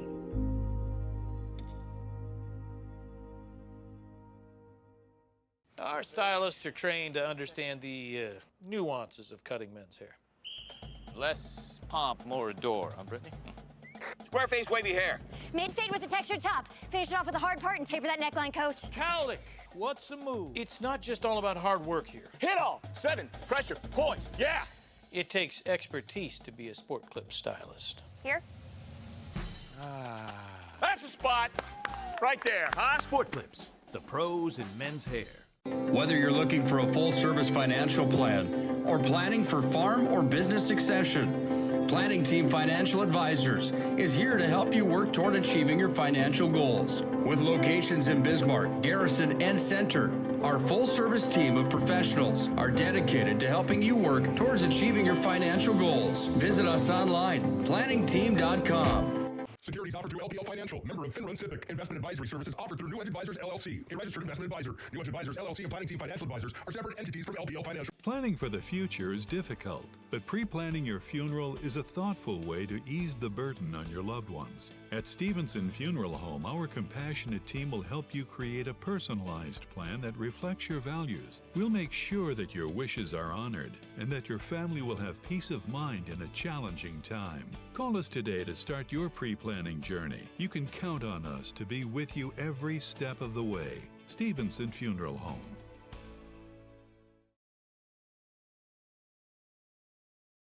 This presentation on the PSP Network is proudly brought to you by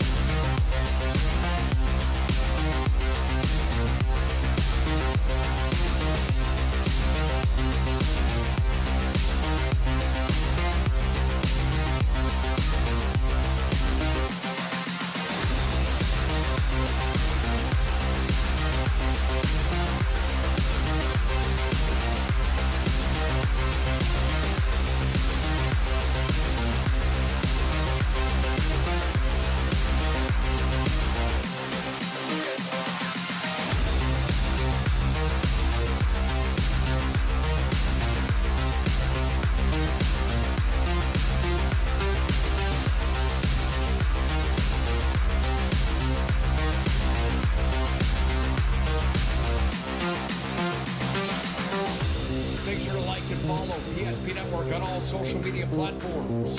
PSP Network, it's game day.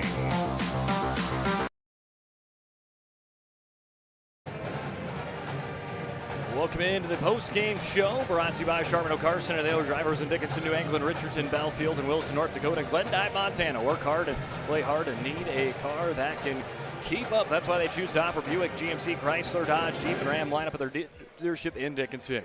If you're interested in learning more, stop at their showroom and treat yourself to a test drive. Visit online at sharpenmotors.com. Well, Nate, this first one on our first part of the doubleheader goes final 99-65 in favor of the Coyotes. And something to note, well, that's the most points Williston has scored in a game, and it's the most points that Dickinson has scored in a game as well. So offenses on full display here tonight. Yeah, I think seeing a lot of good things from both teams. I think there's things that, you know, there's a saying I had, Brock, when I was coaching. I've never lost a game. I've always run out of time. And to have that mentality, you know, for Dickinson High and for Coach Lockett to say, hey, you know, there's some things that we need to work on. There's some positive things that we did. That's a game high for us scoring. You know, I saw how well, you know, Stevenson being aggressive and Dookie shooting the ball well, and all that playing without really kind of their one of their best players was Abby Prowse being out tonight. So I think a lot of positive things for them. On the other side with Williston, very well-rounded team, and the Ostrom sisters the quality of basketball they can play, they're going to be tough out for anybody in the WDA. Well, and not only that, but the way they played throughout. I mean, and this is Williston as a whole. I mean, they played this transition, steal, and score game so much in the first 5-10 minutes.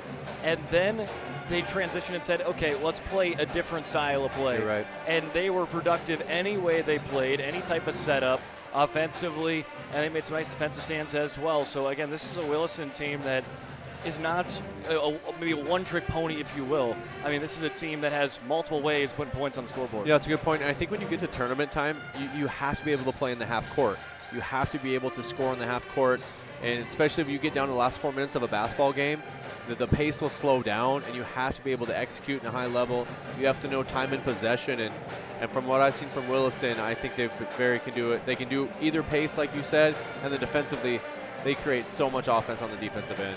We'll put up some game highlights here, as this is Williston's now second consecutive game where they put up 90 more points. This is their third on the season. We'll have some second half highlights going for you, but we'll hustle through as we get to the pregame here for the boys.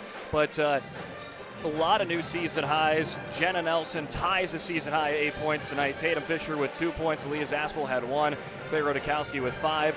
A new season high for Emily Dudke with 22 points and 6 3-pointers there for her, Nate. 5 points for Evie Fritley. A season high 18 for Allie Stevenson and 2 for Evie Halverson. So again, season highs for Stevenson with 18, Dudke with 22, and a tie of a season high with 8 with Jenna Nelson. For Williston, Mackenzie Ritter hits a season high off the bench of 6. Riley Ergens has 5 points, 4 for Jovi Zander stepping in there in the starting lineup tonight. Slagle picks up 2, 7 for Allison Wilcox, who battled some early foul trouble. And then it was the Ostrom twins. Alex Ostrom, 26 points, but it was Avery Ostrom's day. She didn't put up 20, not 30, not 40, but 50 points, Nate. What a day. The way that she did it, Brock, was at every level. Presentation on the PSP Network is proudly brought to you by down below, offensive rebound, getting steals. I mean, just everything you could imagine. It wasn't just a 50-point, and then her shot efficiency, too. Not only she put up 40 shots either. So just getting 50, to me, what I see, she got 50 points, Brock, playing within the offense. And if you're able to do that, that's a night that she'll remember for a long time. And we'll see if Alex wants to one-up her down the road and see if she can get 50 and have that sister-sister battle. Well, she is our Sport Clips MVP. Give it to Avery Ostrom here tonight.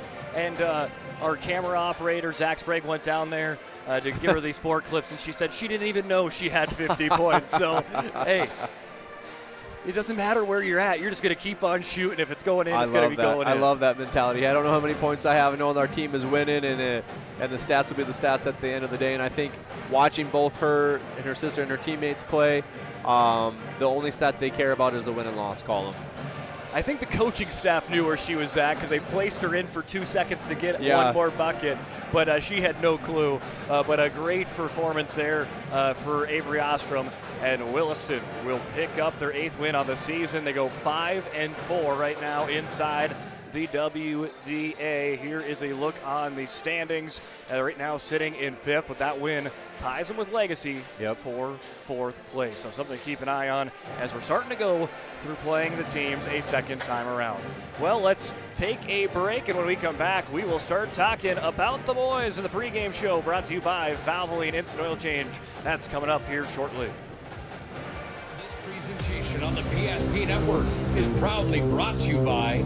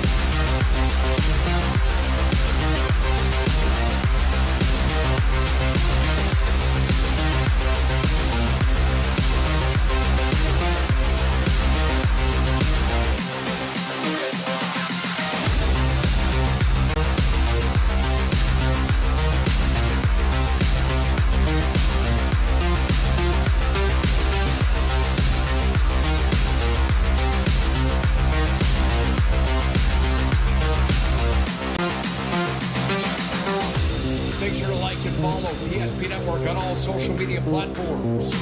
PSP Network, it's game day. Dakota Community Bank and Trust, your trusted partner for commercial and business loans. We not only provide lending you need to grow your business, but we also reinvest in our communities. We believe in strengthening our businesses and creating opportunities for success. Choose Dakota Community Bank and Trust for your commercial and business loans, and together let's keep our communities thriving. Serving the community, looking out for you. At Dakota Community Bank and Trust, that's what we do. When facing disaster, it's not just the things we lose, but the memories. But there's hope. ServPro, with decades of experience in Minot and Bismarck, is always ready. Our certified professionals don't just restore homes, they rebuild lives. Because to us, you're not just a client, you're family.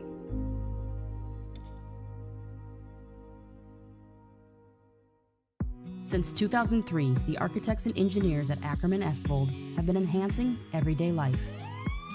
From response times to commute times, we've helped create critical infrastructure, enhancing highway safety, flood protection, and public education.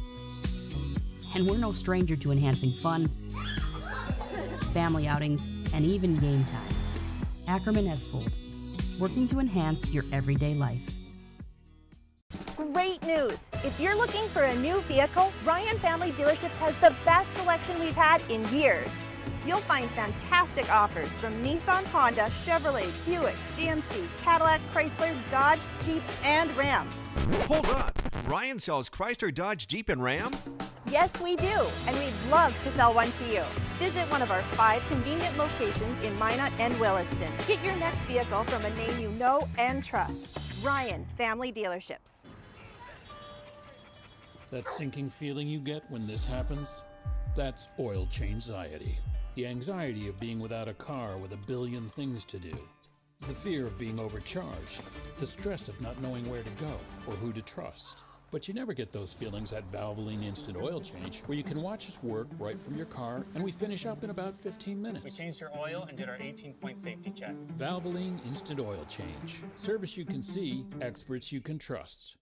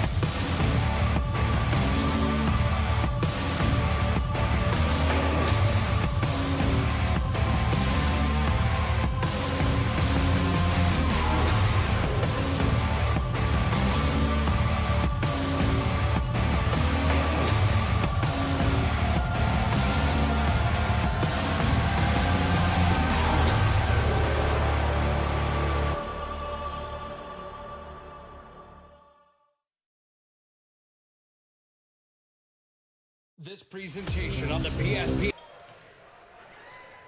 Welcome back in as we get ready for the Valvoline Instant Oil Change pregame show for the boys as things wrap up. Trying to get all these social media posts for the Sport Clips MVPs of the game. And again, as we talk about, mention that again, a lot of games coming up are already going on display today. A full slate of games. Again, the Williston girls picking up a 99-65 victory over Dickinson. And also that rugby DLB game on the schedule just went final as well. Rugby picks up the win 53-28. And also got Mandan picked up the win over BHS 59-50. So there you go. A lot of more games, and starting to get to the boys' parts of those double headers in Wilson, Dickinson, St. Mary's, Minot High, Legacy, Minot North, Bismarck, Mandan, and again we got Wilton Wings, Central McLean in some boys' battle as well. So a lot of great games here tonight on the PSP Network.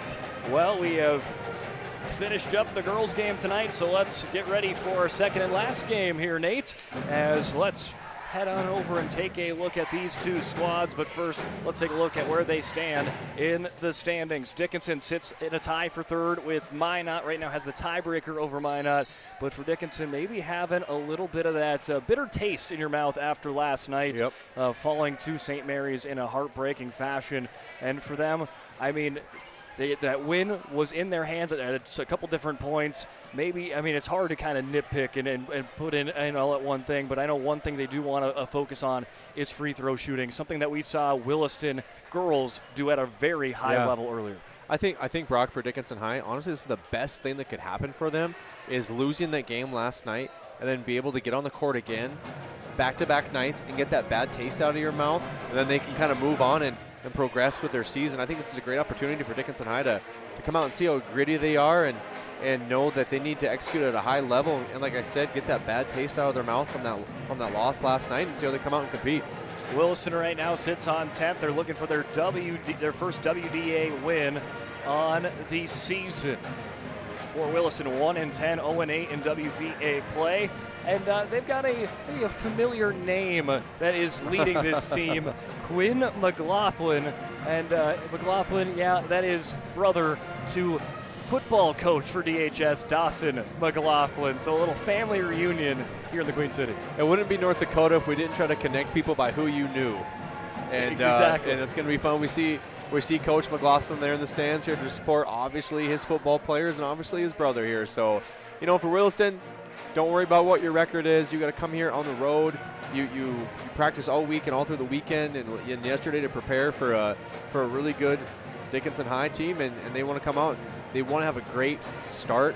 And I don't know if Williston wants to get in a track meet with Dickinson High, so they're going to have to make sure that they set up on the defensive end and contest every shot. Yeah, and this is two teams. I know we talk about Dickinson having the sour taste in their mouth, but Williston has probably the same amount there, as they were leading last Friday against Minot North in the final minute of that game, and they saw it slip through their fingertips. And so these are two teams that lost by 3 points in their last game, and both teams wanting to get back into that win column. All you need is a little bit of hope and a little bit of belief, and that loss against Minot North for Williston could give them just that little glimmer of hope, that little glimmer of belief that, hey, we can do this, we can go get a WDA win. Yeah, we're starting to trend in that right direction. Yes. So now let's head on over and start talking about some players here tonight. Again, Williston coming off a 69-72 loss against Minot North. And before that, they played pretty competitive there against Legacy, only a 15-point loss to a team that's right there in the middle of the WDA standings. For them tonight, our player spotlight, it's going to be on Justin Ergens, the senior forward, averaging 12 points, 6 rebounds, 2 assists per game. He's got 22 steals, 3 blocks, and 2 on the defensive end as well. A season high of 20 points against Minot North, and that's the game he's coming off of last Friday. Against DHS earlier this year, put up 10 points, 4 rebounds, 3 assists, and 2 steals. And again, there you see his last week's statistics there with 20 points and 1 tray. So there you go, Justin Ergens. He's going to be fun to watch, but they've got some players on this side. Jackson Janot, 8 points. Per game, 8 steals. He'll be in that starting lineup with Matincy St. Charles. He can kind of guard anyone throughout, kind of play multiple different positions. 6 points, 3 rebounds per game. Then you got Drew Harper, the big man, 3.5 points, 3 rebounds. Justin Ergens, as we mentioned, our player spotlight tonight at 12 points per game. And then you cannot forget about Chance Rivland with 11 points and 27 three-pointers. Now let's head on over our spotlight player tonight for Dickinson. It's going to be Tristan Orton. I'm going to get that changed up for you, but Tristan Orton is going to be our player to watch tonight. Tristan Orton had a fantastic game off the bench yesterday. There you go. Picked up 9 points last night, 3 three-pointers, and he's one of those guys that, that's what you want. You want scoring off your bench. He can give it to you from downtown. They've got a couple different options that can do it, but someone that was really feeling it last night, we'll see how he is feeling it tonight. Again, that starting lineup, Nate Stevenson, Mr. Double-Double, 16 points, 11 rebounds per game. Last night picked up 17 points. Boston Cranston, 2-time All-WDA player, 24 points, 4 rebounds, had 32 points. St. Mary's last night. Then joining him, Jordan Daychild, the senior Dylan Glauser, who was held scoreless last night. And Cameron Wolf, the big man at number 25, will be tipping off. And when I was leaving the gym last night, he was putting in the work after the game, put in some free throws. You talk about that bad taste in your mouth. He's a competitor, and then Dickinson High wants to get off to a good start here, Brock. And he will win the tip-off and give Dickinson the first whack at it. Stevenson tries to get it down to Dade Child early on. It's swiped away by Janot. And it will be Dickinson basketball. Excuse me, that's going to be a foul on Janot. That's a foul, yeah, early foul there. Glauser finding into Cranston. St. Charles is on him. Nice look. Fades in. Nice Wolf look. To Dade Child. A little too fast there for him. Here comes Stevenson. Sails in for two. Great ball movement. Great rim attack by Stevenson. Full court pressure here by Dickinson High. Drops into the hands. Quickly trying to push up the tempo. Three-point shot for Rivlin. Not going to go. Janot tries to hustle in that direction as it goes out of play. You know, Brock, sometimes when there's full court pressure like that, that's almost as good as a turnover, a forced shot. Cranston takes the screen. Now will fade it back out. Wolf pestered by three different Coyotes. St. Charles comes out of the pile with it. He finds it to Drew Harper, back to St. Charles. Looking over to Janot, who's in the corner. Now going to pick up a screen from Ergens. St. Charles to Ergens. Pump fake and drive. Hits the brakes. Trying to pivot on the low block. Now we'll just punch it back over to St. Charles with 8 seconds on the shot clock. Back to Ergens. Baseline. Fouled by Cameron Wolf. Just a little out of position there by Cameron, and he just sometimes it's better to give up the layup than it is to get that foul right away. And just knowing that you're out of position and let him get two and play on. Justin Ergens, again, our spotlight player tonight. 12 points, 6 rebounds, coming off of a career high last week. 20 points against Minot North. Has that first one dribble off the rim for him. As Ergens shooting at around 58% at the charity stripe. And he will stay pretty true to that. Goes 50% to start tonight. Puts the Coyotes within one. Dade Child to Stevenson. Fakes the handoff back to Dade Child. Stevenson, nice fan to Cranston with the left-hand finish. Cranston being great off the ball. Great back cut. More of that Dickinson pressure. St. Charles to Ergens. Trying to buy time. On out to Rivlin. To Ergens, back to Rivlin. They'll play tic-tac-toe. Now Harper joins the fun. Aggressive zone defense here for Dickinson. Now they'll settle in. St. Charles splits the gap, and it's called a double dribble. I didn't see that, Brock. I didn't see the violation at all. I thought it was a good move. Yeah, I did too. And for St. Charles, I mean, two different defenders, and he splits the needle. Yeah, and two different pairs of shoes I see. I think that's in nowadays, as the kids would say. As Cranston in his bright yellow shoes now kick it out. Here comes Stevenson, top of the key, three. Hauled down by Harper. Williston's doing a great job of sticking to their game plan. They're contesting shots, and that's doing a good job of what they want to do on the defensive end. The 10-second violation. Oh. As Janot was playing very slowly up the court and was not playing with her to try to get up there and pays the price. You do not see that very often nowadays. No. And I was just going to say, I mean, the pace of play from normally when Dickinson plays these games, usually it's a track meet right away. Yes. And it's very slow pace to start, in Dickinson standards at least. Yes, you're right. And that's what Williston needs. As poked away by Harper, he finds it into St. Charles. I think that was your key to start the game, too, in the pregame show. Yes, sir. Slow her down.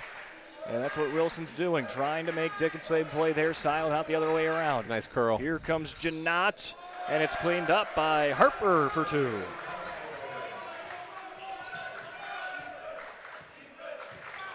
Cranston kicks it out to Glauser. Nice find in the corner. Cameron Wolf up and over. Glauser picks up the rebound. They're working around the perimeter. Cranston asking for a screen. He's not going to use it because he's going to hit the Jets, and he draws the foul. His first step is so electric, getting downhill. What I like to watch, what he does is from the perimeter, he can get to the rim in one dribble. And he's just lengthy and he's strong and he can finish. He had to finish with his offhand there, but good job kind of settling things here and getting to the free throw line. Yeah, the second team foul for the Coyotes. Cranston's first one off the mark. One thing you don't want to do if you're Dickinson and I right now, Brock, is yes, you believe you're the better team. On paper, you are the better team, but don't press. You know what I'm saying? Now we're 0 for 2 from the free throw. Don't press. Don't feel the pressure. Bollinger checks in. Here comes Glauser. He has that one poked. Bollinger jars it out, and it hits off of Janot. Bollinger, one of those high-effort players that Coach Glauser says is the toughest player inside the WDA. Yeah, and you need those glue players, those energy players to come off the bench. I don't like calling it his role. It's his purpose. It's his purpose for this team.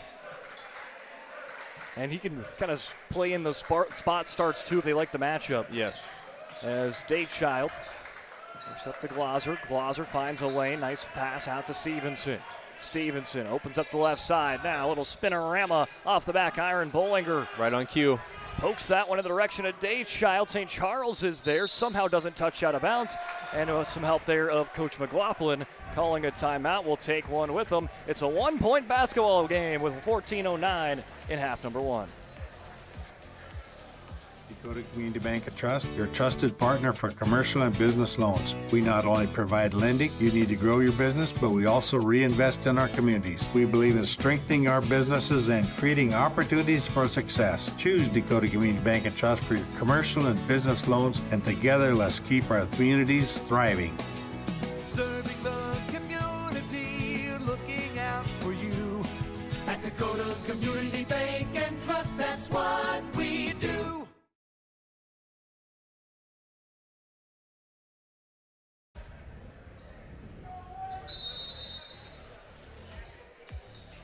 Ergens inbounds it to St. Charles, back to Ergens. Pressured by Cranston. Lobs it up. Harper not quite there as it was just a little too far ahead of him. Could not run it down. Little miscommunication there on what their alignment needed to be on that press breaker. Here comes Dickinson High looking to get a bucket.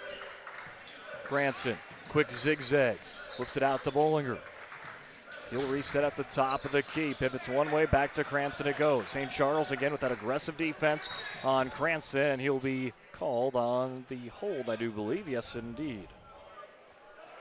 I don't know if I would guard Cranston like that because he loves to get to the rim so much. I would loosen up on him a little bit on ball and make him hit shots.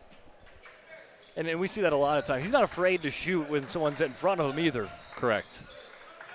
As Cranston, open off ball, fires a three. He was well boxed out, though, by St. Charles, but Dickinson picks up the offensive possession. Glauser takes off, sees the ball go through the hoop, but will not put the points on the board as there's a foul before then. You know, if I'm Coach Glauser right now, although we're not seeing the ball go in the hoop, our movement, like they are driving the bus on the offensive side of things. Their movement is there.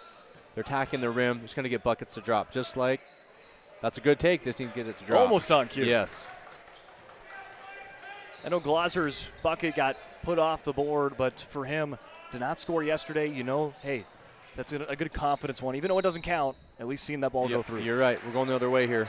Illegal screen, maybe?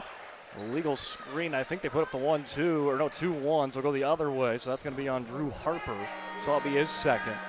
So either way, it was going to be St. Charles or Harper's second. It's going to be on Harper. And Tristan Orton, our spotlight player tonight, has checked in for the first time today after hitting 3 3-pointers last night off the bench. Cranston drives in. Glauser, corner three off the back iron. St. Charles, he's going to dash his way up the court. St. Charles, coast to coast for two. Count the bucket and a foul.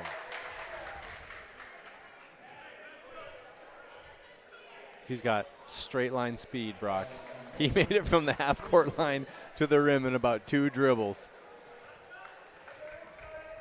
I like the way he plays defense, too. Yes. I mean, aggressive. Sticky. Cranston. Pestered by St. Charles, but Cranston says, I'm just going to back you up, turn around. It's right into the corner of the rim. Harper's there. He'll try to quickly push it up to Tolman. Beckham Tolman has checked in for the first time today, the junior guard, averaging about 5 points per game. He's going to hit the gas pedal off the glass, off the right side of the rim, into the hands of Orton and the Mavericks. Cranston now sees Ergens on him. He's going to take advantage, say, hey, St. Charles isn't on me. I'm just going to take advantage of that and put it in. Yeah, very smooth, in control, nice touch on the rim. It's so fun to watch a southpaw. One of the Ostroms, I think, were a southpaw as well. Yes, you're right. As Stevenson steals it away up to Cranston. Hits the brakes against Ergens. And Cranston starting to feel it here early. Great steal by Stevenson there. As he's put the Mavericks up 8-4. Harper to St. Charles, filling in the gap. Bollinger comes down and Dickinson has numbers. It's a 4-on-0 for Dickinson. Transition. Orton to Cranston. 4-on-0, put another 2 on the board for Dickinson. I don't think I've ever seen that where you got 4 players on one side of the court, and they're on offense. You're right. Foul on. Looks like they're going to take that one on Bollinger, his second. We're going to get some substitutions here. We might go deep into the bench early here for Dickinson High. As Caleb Poland's going to be checking in.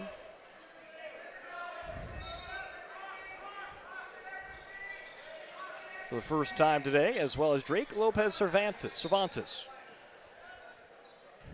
the Williston Coyotes.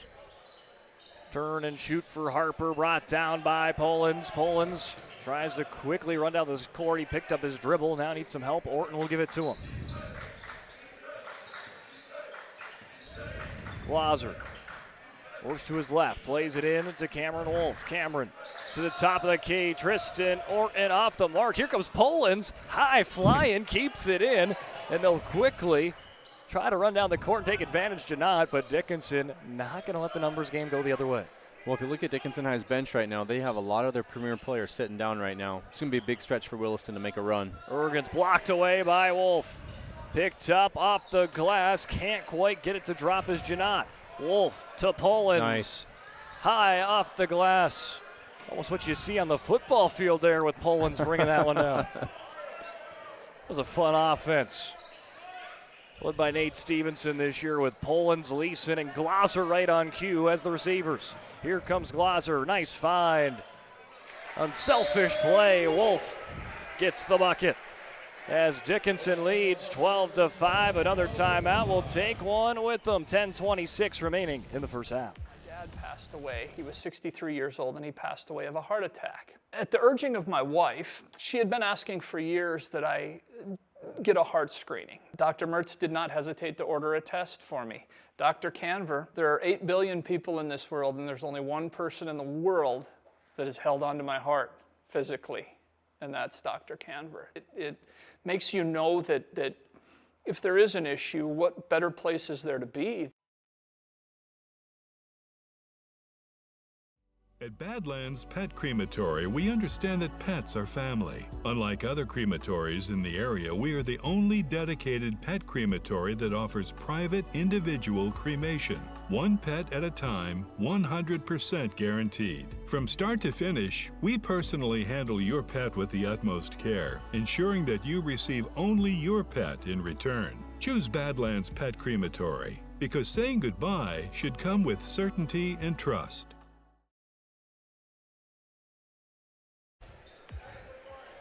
Coming out of the First International Bank and Trust timeout as the Mavericks lead 12-5 and start finding their way to pull away from the visitors of Williston. But the Coyotes take a timeout, seeing if they can find their way back into this game.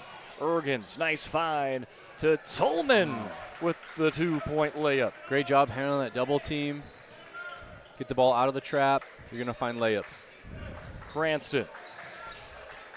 Over to Wolf. He just hit a bucket last possession for Dickinson. This time the floater just brushes off the nylon. Ergens lays it up to Tolman. Checking for the first time today is William Lenardi. Hands it off to Ergens. Back to Leonardi. One of the big men for Williston. He wants it back. He's got a size advantage there on Orton as Orton draws an offensive foul on Leonardi. Oh, wow. He had a little disbelief on his face there. I like the aggression. I like the post up. I like the look. Here comes Dickinson High. As Paxton Leeson, known for coming in and shooting some three-pointers. Checks in off the bench. See if they try to get a look for him here early. Cranston, pump fake, drive. Here's Caleb Polans. Pulling the trigger on the three-pointer. Poked loose by Leeson into the hands of Wolf. He said, hey, why not? I'm already here. I'll let it fly. Brought down by Leonardi. I'm thinking Coach Glauser is going to want his guys to get to the rim a little bit more. I think they're settling for that three-point shot a little bit too much right now. And maybe it's kind of baiting in for Williston, too, because they've had some wide-open three-point drives. You're right. Kind of daring them to make it. Tolman. Into the paint, bounce pass. Here's a little jumper that rattles home. Good patient offense there. Very patient, not getting rushed, not getting out of control. Great start for Williston right now, Brock. Nice little jumper there for Cervantes. Brings them within a possession, 12-9. Polans catches it, drives it, finds it. Corner three, Orton off the mark. Leeson tries to fight off Cervantes, but he's boxed out, and it's Williston basketball. Set play coming here for Williston.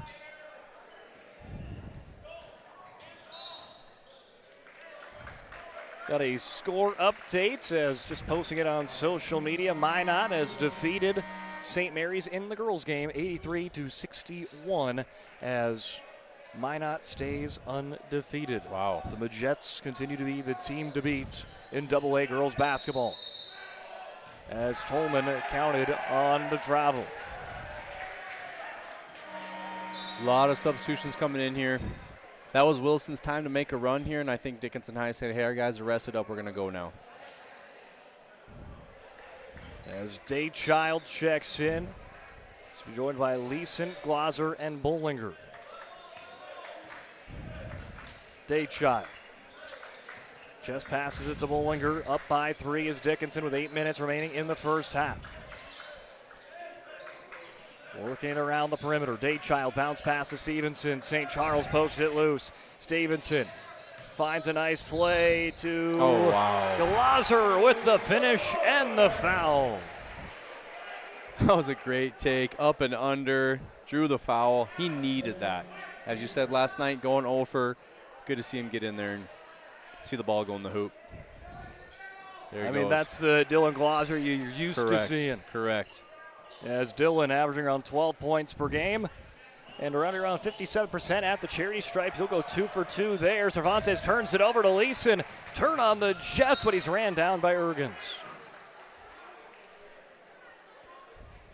You don't see that very often, at least on the football field, of Leeson getting run down. Yeah, a little different when he has a ball in his hand, I suppose.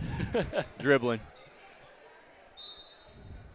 As Glauser leaves it up to Stevenson, now to Bollinger at the left wing. He'll bring it up to the top of the mountain.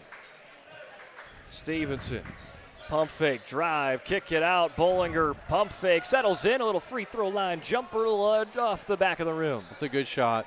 That's good offense, good patience, drive and kick. Dickinson High is getting any shot they want right now. They got a mismatch in the post here. Working up to Leonardi. Glauser with the help. Defense forces the jump ball. I don't know where our jump ball is. I don't see the possession arrow working at the scores table. Yeah, the light's not on, so I think they might not be on. So maybe they're just they're manually doing or something. Yeah. As Leonardi turns it over, trying to keep it in, and a quick pass. Here comes Daychild, flies in for 2. Quick as a hiccup. Good vision by Glauser. They're passing the ball up and way to run the court. St. Charles, he stumbles down but has some help. Just got tripped up there, just a little out of control. You can tell the pace that Dickinson High wants to get to. As that's going to be Leeson's second. As the Mavericks up by 8. Right now that's their biggest lead of the ball game. Williston doing a really good job, though, of trying to make Dickinson play at their pace of play. Correct. You want to get him in the half court here. Cervantes. Got the switch on the post if they want it. Yep, over top. Up to Leonardi, kisses it off the glass. So what happens there, if you have action on the other side of the court, then the help side isn't there, and you go two-man game on the right side. Good offense. The junior had 11 points versus Dickinson early in the season. That's his first points against them here tonight. Foul on the ground. See, they tag that one on Tolman and Cervantes in the area. Cervantes will be the one tagged with it. And we're in the bonus. Drew Harper, or excuse me, not Drew Harper, Chase Rivlin. Chance Rivlin will be checking back in. Harper will be checking out with Cervantes and Ergens. As Stevenson makes the first bonus free throw. So they'll get a second whack at it. Stevenson last night went 2 for 5 at the line, normally around a 70% free throw shooter, in and out. Goes 1 for 2 this trip and puts the Mavericks up by a touchdown. St. Charles pressured, sees the time winding down, and that is just going to be the right call there to make for Coach McLaughlin. Take a timeout and keep possession. We'll stay with you right here on PSP Network. I'm Brock Whiter, joined alongside me Nate Zachman. Big thanks out to Farstead Oil tonight, helping us bring coverage of the game. Contact Farstead Oil today to find out how their skilled sales team can help you achieve your wholesale fuel, lubricant, lubricants, and DEF needs. Proudly serving in North Dakota, Montana, and western Minnesota since 1938. Committed to outstanding performance and customer service and reliability. Farstead Oil. Let's take a look at the Ryan Family Dealership instant replay. As here it is right on your screen. It's pushing it up today. Child in transition for 2. Nice transition bucket. That's what Dickinson likes to do, play with that quick pace of play, but Wilson doing a really good job of slowing him down here to start. Dickinson doing everything trying to get that steal, but it's play and keep away. Rivlin to Leonardi. Joining in late is Janot, half spin, opens up, switches to his right hand, can't get it to go. Leeson steps out of bounds with the ball, and it will stay with the Coyotes. That was a good call. As Leonardi will quickly jet off the court. They'll bring in Noah Rath for the first time today, the sophomore, averaging 3 points, 2 rebounds per game. I think Leonardi's got blood. He'd have to go out. That's why, Brock. I mean, he's been battling hard down in the paint. As St. Charles quick takes 5. 5 seconds to inbound it there. And I think you are right, as they got some bench players going to help him get the med kit out. Looks like he's going to tape his own leg. Hey, that's the toughness you like to see as a coach. Whatever it takes to get out there. Leeson brushes off the nylon.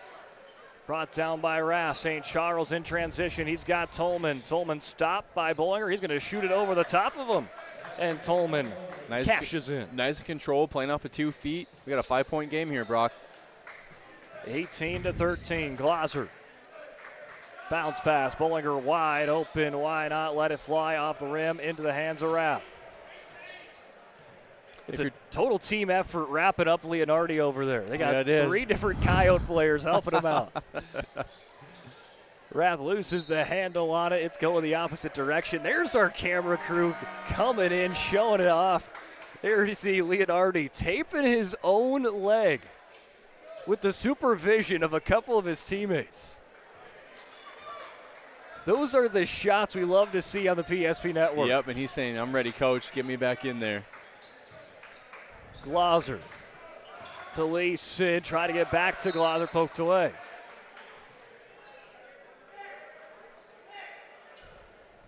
Now we got Grunwald using the teeth trying to break it up. I don't know if they got a scissors. As Daychild spins around and off the glass and in. But it looks like Leonardi's going to tap his coach on the back and say, I think I'm ready to go now. Yeah, I'm ready to go, coach. Daychild comes away with the steal, trying to get the assist, and he will. Glauser with a hard bucket and a foul. Tough finish. He almost finished that knowing he was going to take the contact. This is exactly the start of this performance that Glauser needed tonight. Yeah, you're right. Another thing I've noticed Dickinson High is playing a ton of bodies tonight, and I think a lot of it has to do with going back-to-back and the way they want to play full court press. I mean, they're 4 deep right now, and just getting a lot of guys on the court. That's what you want. develop that depth. It's hard to play back-to-back games, but when you play a game with so much emotion last night. Good point. And it just takes a toll on you. You're right. Then you gotta get right back into it, and for them, it's just continuing to get some fresh legs out there here tonight. Leo Kendor checks in for the first time. Here comes Rivlin, fires a three off the back of the rim. Pulled down by Polens. Good box out by Glauser. Glauser pushes it up to Wolf. Wolf sees Horton wide open as it looks like a foul down low, but good ball movement. That is the extra pass, and that goes from getting a good shot, not only getting a good shot, but let's get our best shot. Great ball movement. I mean, Orton would have already probably had a great look, and then he makes an extra pass right when the foul happened, maybe even for somehow even a better shot. Well, speaking of looks, Brock, I mean, Dickinson High is getting a lot of good looks. The ball's just not going in the hoop right now. Wolf misses it off the left side of the rim, and here comes Ergens. He'll slice past Cranston to get it to Janot. 23-13 and a low-scoring start to this game. Very.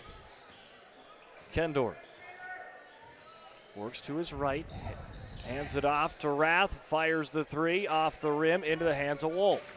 Again, every time Dickinson has it, you can see that change of pace. Wolf to Ethan Luna, who's just checked in. He wants the three in and out. They're just itching for one to drop, and I think just keep shooting, keep trusting it, keep running the offense that Coach Glauser wants you to run. I mean, they're getting fantastic looks. Correct. As you mentioned, but just cannot quite buy a bucket yet. As Polens climbs the ladder, knocks that one down. Here comes Wolf. This will change of pace and get some contact there with Ergens to go and shoot two. I love the change of pace, like you said, getting to 2 feet, getting the ball fake, get the defender in the air, and get to the free throw line.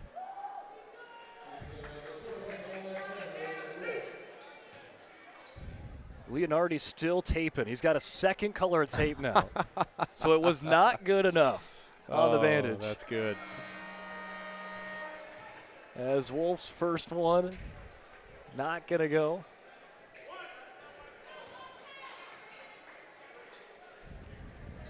Love the team effort, though. I've seen about 5 different teammates help him out over there. As Wolf able to make the second one. He's 1 for 3 there today.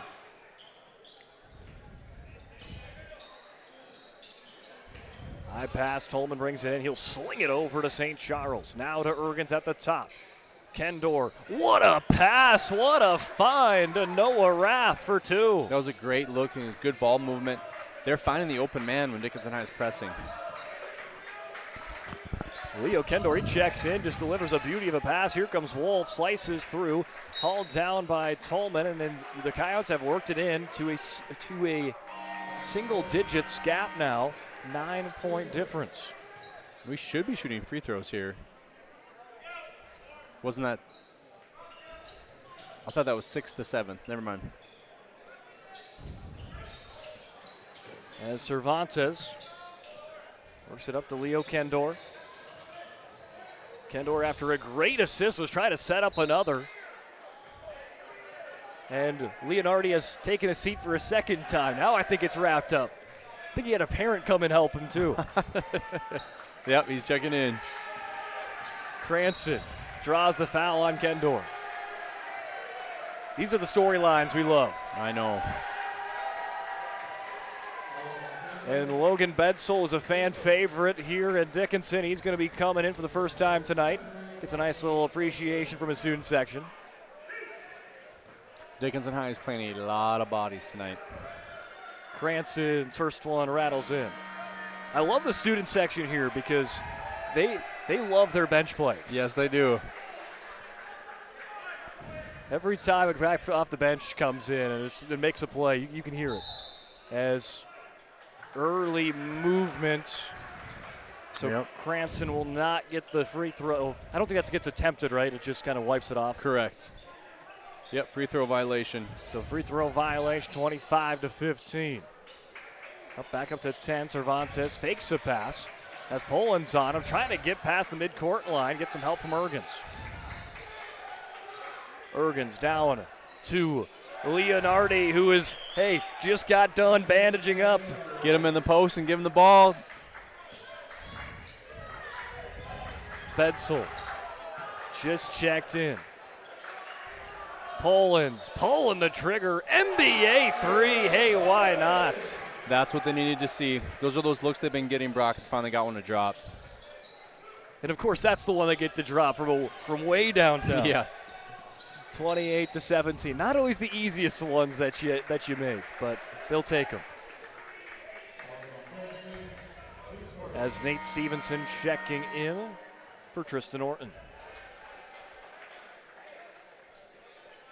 Drake Lopez Cervantes, around 56% free throw shooter.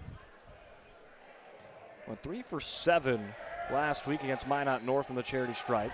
That one off the back of the rim. Brought down by Ergens, keeps it on Williston basketball.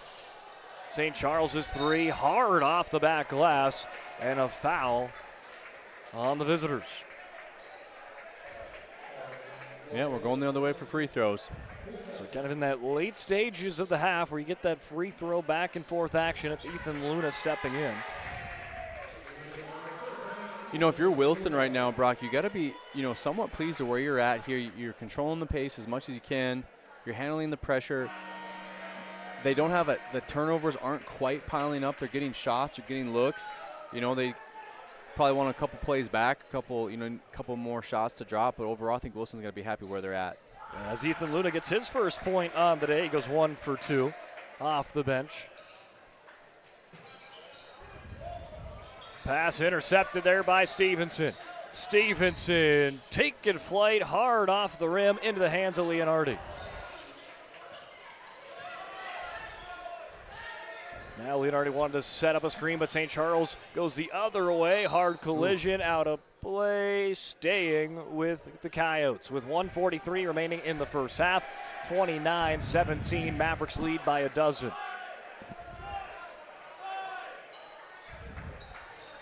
St. Charles will do the inbounding. Betzel playing some tight defense on Leonardi. Now they'll try to get him open here. Yeah, they want to get a post touch in there. Yep. They'll get it into Ergens as Betzel switched on. It makes him tight. Tough look, and Polans draws the foul.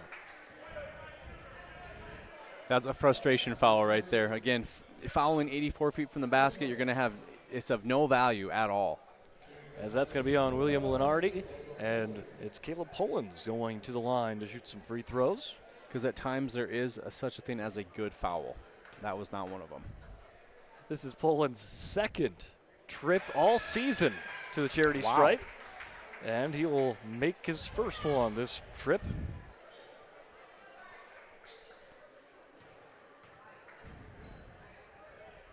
Polans dribbles off the rim. Betzel comes flying in, pokes that one out of play. 30-17, Mavericks slowly trying to inch away from the Coyotes, but still in striking distance is Williston. Not out of it yet. Kendor pressured once again in that double team. It's Cranston that gets called as Ergens going the line. It's just been free throws after free throws on both sides. Well, what they want to see Boston do there is they had the double team. I believe it was Stevenson and I don't know who else it was, but they want Boston to rotate sooner to get a deflection on the ball. He rotated when the ball was caught and then got caught with his hand in the cookie jar. That's why we have you for that excellent analysis. Well, a good defense, you on defense you move when the ball is passed. You never move when the ball is caught. If you're moving when the ball is caught, you're going to be behind and you're going to get fouls. That's one thing that Coach Gallagher is going to talk to him about halftime. You guys, we need to move when the ball is passed. As Ergens goes 2 for 2, and Williston seeing if they can get it within single digits before the half. Polans, three-pointer. Rath wins the rebound battle against Betzel. Leeson sticks his hand on a Kendor. Now it's numbers the other way. Yep. Ergens, well defended by Betzel. That was good defense. Student section likes that effort, but here comes Leo Kendor on the other way. 30-21 as the Coyotes have brought it within single digits. Bedsole tries to force it to Stevenson. It's poked into the hands, though, of Leeson. Friendly fire there. Here comes Luna. 4-3 off the back iron. It's a race between St. Charles and Poland's. Poland's pops it up. Bedsole is fouled.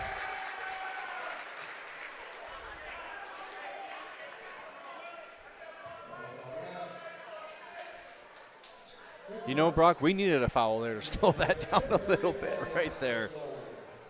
Good job by the officials getting things in control here. 38 seconds to go in the half. This is Logan Bedsole, like Poland's second trip all season.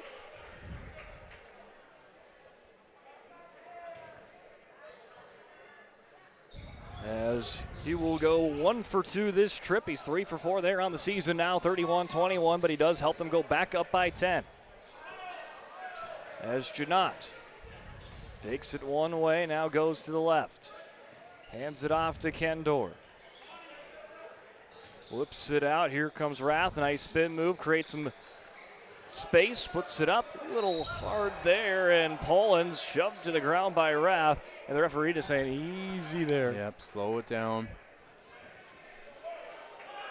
Let's not get out of control. Let's not get anybody hurt. Good work, though, by the ref and crew. It is. I mean, sometimes you'll see them quickly, maybe get a tech or something like that, but yeah, I don't think warning. it was. I don't think it was anything too malicious. Yep. Just tell them to calm down. Poland's. Oh, what a beautiful spin cycle around the rim. Poland's has got 5 points off the bench. And now he's got 6 for Caleb Poland's. That's going to tie his season high that he scored against these Williston Coyotes last time they played. Flipping out to St. Charles. Off the rim, Kendor clean up. Yes, indeed. Right at the buzzer for Leo Kendor. And he will bring it back to a 10-point gap as we exit the first half. A big-time bucket there for Williston to keep them in this one as we head into the Charbonneau Car Center halftime show when we return. This presentation on the PSP Network is proudly brought to you by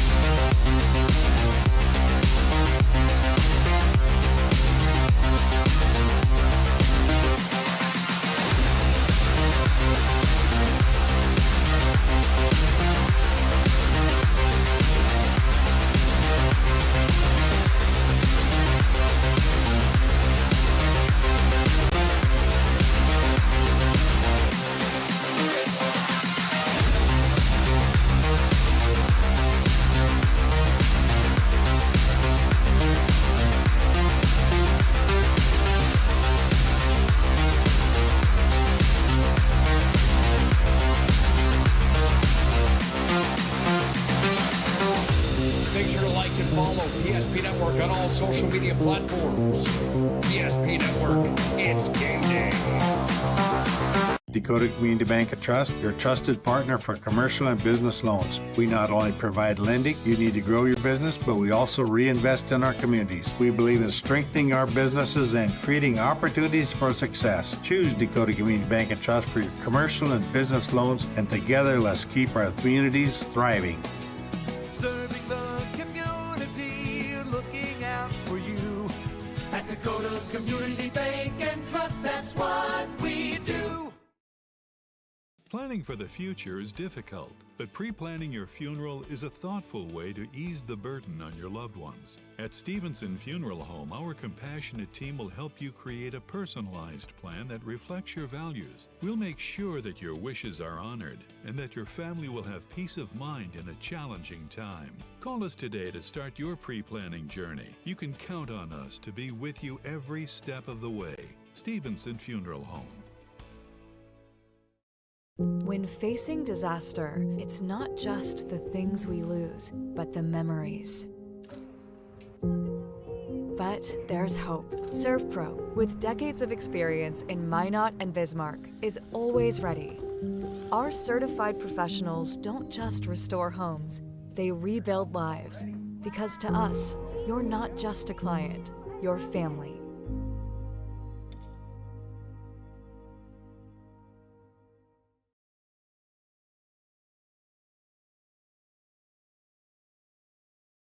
Being in business for over 25 years, we've learned a lot about why local matters. Unlike those guys, we take pride in our work and back our tires with our Plus Plan guarantee to get the most out of your tire's lifespan. Are the tires the same size on all the sides? We strive to provide great value to our guests and lowest prices guaranteed. That's not good. Stop at a trusted tire and auto and get a set of tires from people you know and trust, and will even match those guys.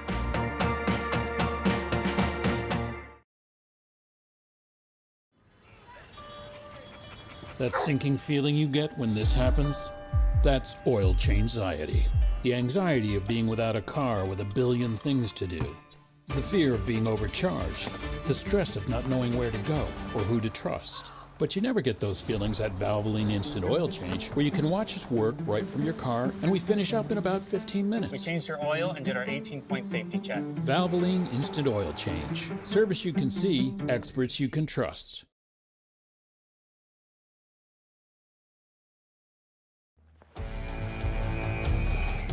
Every football fan has their Sunday routine. Maybe it's setting your lineup, firing up the grill, or claiming your spot on the couch. But the center of every Sunday is the drive. The morning drive home before kickoff. The drive to your buddy's watch party. Wherever you're headed, we can take you there.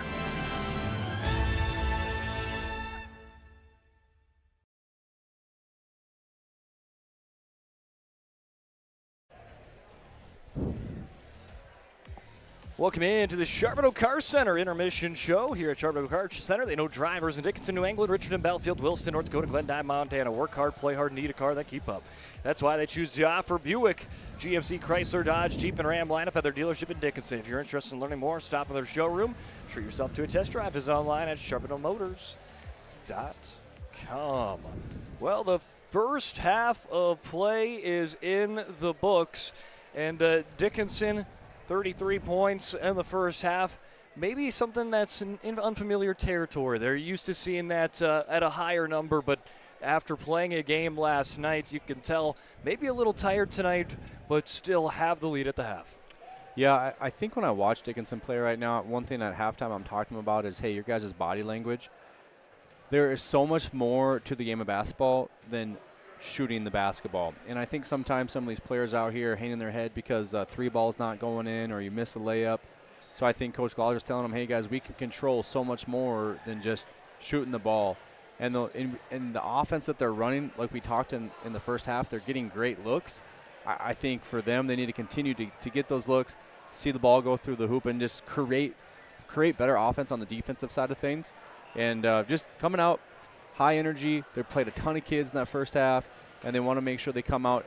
They want to have a statement run when they start the second half. Yeah, I as you mentioned, kind of that frustration with them hanging their heads, and I think a little bit of it maybe just transpires from last night. 100%. I think, and you want to see that grittiness and that toughness, and you kind of like the saying, right? Good play, bad play, next play, and that goes from game to game and day to day. And you know, whenever you win or lose a game, the next day you want to be able to see a team that's consistent. You never want to get too high, never want to get too low. And right now, Coach Glauser's telling his team, like, hey, we need to increase our energy. We need to continue to trust your training, trust your fundamentals, trust your coaches, trust your teammates, and most of all, trust yourself. And let's go put together one of the best halves that we played this year. I know you talked about it already, but I do think it's probably the best for them to play a game right after that loss. Mm-hmm. And even though right now it might be a little bit challenging, kind of, short turnaround, but if you can pick up a win tonight, you put that loss behind you, and then you can focus on Minot North on Friday. And you want to have some momentum. You want to pick up a win tonight, a win on Friday, before you have a date with the top team in the state on Century on Tuesday night. One thing, too, I think about is even when you win, or like this half, for instance, okay, we're up by 10 points, and they probably didn't think they played their best, right? And sometimes as coaches, we can come in and we're so, well, hey, coach, we're still up 10 points. And the coach, like, we want more, we want more, we want more. And I think that the concept is like, hey, we didn't play our best half. We're still up by 10. Let's take that as a positive note. You know, we're up by 10. We don't think we played our best. Let's fix what we know we can fix, and let's control what we can control. On the other side of things, Williston being down by 10 on the road, they're pretty happy with the way they've been playing. I think they'd want a couple possessions back where they didn't have the correct spacing, but great job coaching. What I've seen is handling the pressure. They got kids in the right spots in the right place. They got the ball in the right spot to break the pressure. And I think for Williston side of things is they want to continue to control the pace. They do not want to get in a track meet with Dickinson High. Yeah, and I think Williston's done the right things. I mean, they've slowed down Dickinson. They've forced Dickinson to make three-pointers, which Dickinson has had some troubles with. I mean, they haven't really been able to drive into the paint much. It's been a lot of three-point shooting for Dickinson, and right now it's kind of helping Williston. I mean, other than a couple of transition buckets for Dickinson, that's kind of helped them build up that 10-point lead. This is a team that maybe hasn't had that same energy of getting down to the paint tonight. Yeah, I would say that's a good point. And I think for Williston, one thing that they're definitely going to want to do here is be one and done on the defensive end and contest every shot. And they're going to walk the ball up unless it's wide open transition. Like I said in the girls' game, you know, when you're down a half, there's no 10-point play. So they just got to make sure that they continue to trust the scouting report, chip away. They want to go on a run here right away, and they want to force Dickinson High to call a timeout. They want to force, you know, Coach Glauser to be upset because his guys aren't playing at the level that they want to, and that's what Coach McLaughlin wants them to do. So it's going to be interesting to see how both teams come out here. Sometimes halftime can be the worst thing that can happen. You know, like I thought Williston had a lot of momentum there going into half. They had a nice tip in to get it down to 10, and so make sure that momentum keeps rolling into the second half here. And for Williston, it's been pretty round scoring for them right now. They have got 8 different players that have scored a bucket tonight. Beckham Tolam, Willem Leonardi, and Leo Kendor all, I believe, started off the bench tonight. They're your 3 leading scorers with 4 points apiece. Cervantes has 2, Ergens with 3, 2 for Harper, 2 for Rath, and 2 for St. Charles. For Dickinson, 4 for Day Child. Dylan Glauser's got 6, 9 for Cranston, 3 for Stevenson, 1 for Ethan Luna, 3 for Cameron Wolf, 1 for Logan Bedsel. And off the bench, I think it's a nice surprise for Glauser's staff is Caleb Pollins tonight, 6 points. And I don't believe he played last night. If he did, just very sparingly. And for him to get into the lineup tonight, he's making the most of the opportunity. Yeah, he is. And in a game like this, that's what you want to do. So got Dickinson High with the ball here. They're going to want to run a set. Williston wants to make sure they can defend whatever comes out. This is the tone setter right here. Got a score final. Minot High defeats St. Mary's 66-44. So after a red-hot St. Mary's team last night, they are go down by Minot High. But again, that's kind of that thing again is playing 2 games in 2 days. That's tough. Yep, which you're going to have to do in the WA tournament. Yep. And I think that could be an advantage for some of these teams like Dickinson, like St. Mary's. I mean, not everyone has had to play a back-to-back. That's a good point. Learning from that. You got a clock malfunction here? Or? Well, looks like we got the possession arrow back up. Got the possession arrow back. As we'll transition on to second half action, we'll get that screen there. Great camera work getting right there on the possession clock. They got that up and running, but I think maybe another issue there, but it looks like we're good to go.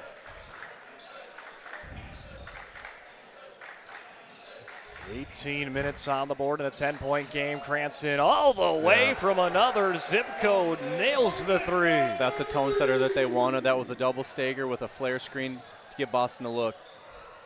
Pressured well, but they'll break it out with Tolman. Tolman did not make the start, but he is starting here in the second half. So he had a solid first half off the bench.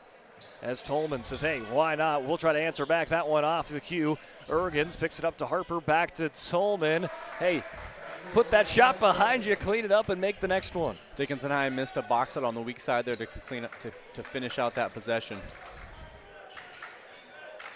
Fishing it out to Stevenson. Pass it to Glauser in front of his own student session, off the back of the rim, hauled down by Ergens. Ergens plays it out to St. Charles. St. Charles going to bring up Looking for some screen maybe, Nice but opens pass. it up. Nice little door opening to Harper. Ergens with the head fake, has it poked away by Nate Stevenson. Hustle effort to get back by Ergens, but he loses it between his feet. Stevenson loses the handle on it. Loose ball continues to be loose. Janot to St. Charles. He's got Tolman with the big-time swat for Wolf. And the pass. Then he feeds it out for Stevenson. Can't quite get it, but the cleanup by Daychild. Boy, did he time out that block or what? Great play. Oh, man. I can't wait for the next stoppage to take a look at that one. Mm-hmm. Tolman. Throws it down to Janot. Now to St. Charles. St. Charles drives hard. Now to Tolman. Firing the three off course into the hands of Wolf. Cameron Wolf flips it out. Here comes Daychild. Skips off the rim into the hands of St. Charles. He'll slow it down for Williston.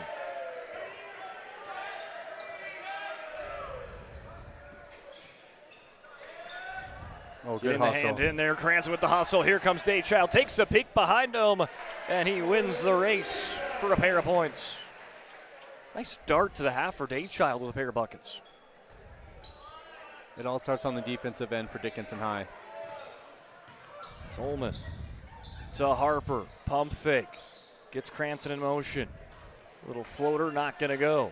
Into the hands of Glazer, and Dickinson want to play that tempo they like. Stevenson hits the brakes. He's going to fire a three. Daychild doing jumping jacks in the far corner. He was open in the corner, yep. They'll lob it up to St. Charles as he'll jog it down the court for Williston. Oh, nice take. And now he'll take it to the rack and lays it in. I've liked his game tonight. Yeah, I like how aggressive he is. I mean, he's played great defense, picks up a couple of buckets in this game as well.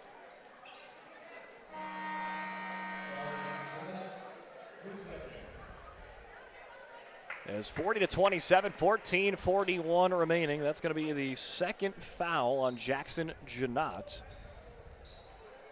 As Stevenson will get it on the inbound. He wants to go to work right away on the ISO. Flips it out to Daychild. Too many black jerseys there in the paint. Cameron Wolf. Baseline, Nice flips look. it out. Daychild filling in the lane. Can't quite get the roll. Wolf, beautiful pass to Stevenson. It's going to be a foul, but as we take the time, I think that we got the Cameron Wolf block. Is the block loaded up or something else? It might be a different highlight. No, it's the St. Charles highlight on the finish. Coming up to, oh, that is the big block highlight. There we go. What a big-time block for Wolf. He times those perfectly. I mean, that's all it is. Mm-hmm. I mean, there's a lot of times you'll see players just kind of skim it off a little bit. You're right. I was the king of that. I said I blocked everything, and I didn't block anything. I just tipped it. Didn't change the course or nothing.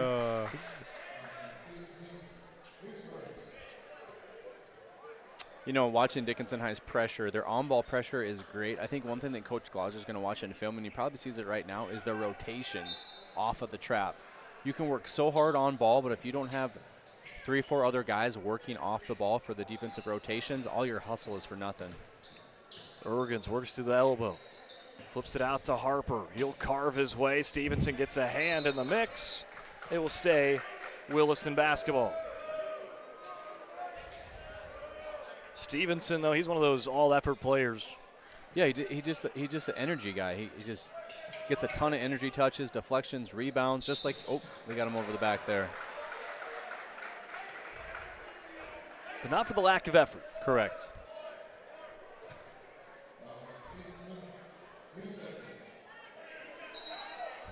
As St. Charles looking down in the direction there of Rivlin, instead will go to Ergens. Plays it off his foot. St. Charles, right place, right time. Over to Rivlin. Trying to back down, just going to throw up a shot off the back of the rim. Cranston hauls it down. Wolf was streaking down the court, but just was not open there. Here comes Glazer. Off the glass and in for Dylan Glazer. Playing off of 2 feet, power dribble to the rim, being in control, attacking the basket.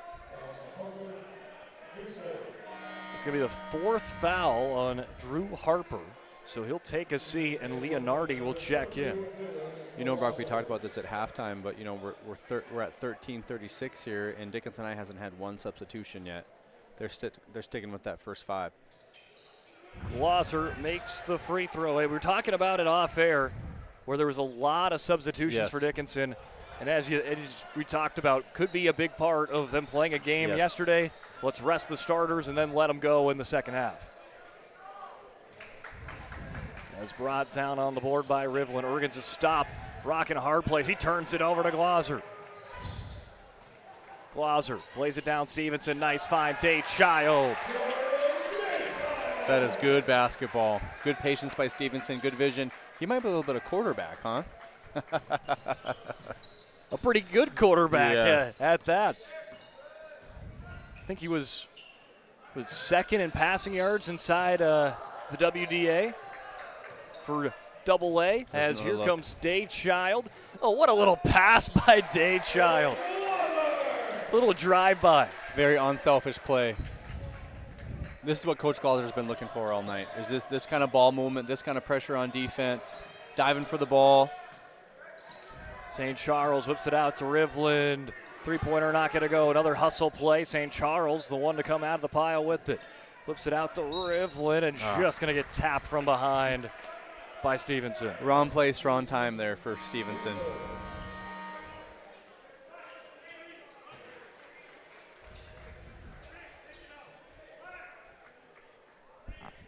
As inbounding, it's going to be Cervantes.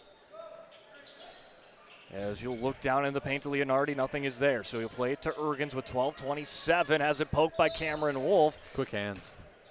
And as you mentioned, I mean, Dickinson effort-wise is almost kind of a completely different team here in that first half. I mean, they've come out aggressive on the ball. I'm assuming that some things were said at halftime from Coach Glosser. As Leonardi had Glosser in his face, did not matter. William Leonardi, he's been tough all night in the paint. He's got 6. Yeah, he's a handful down there for them. It's a nice job. It's good footwork down there.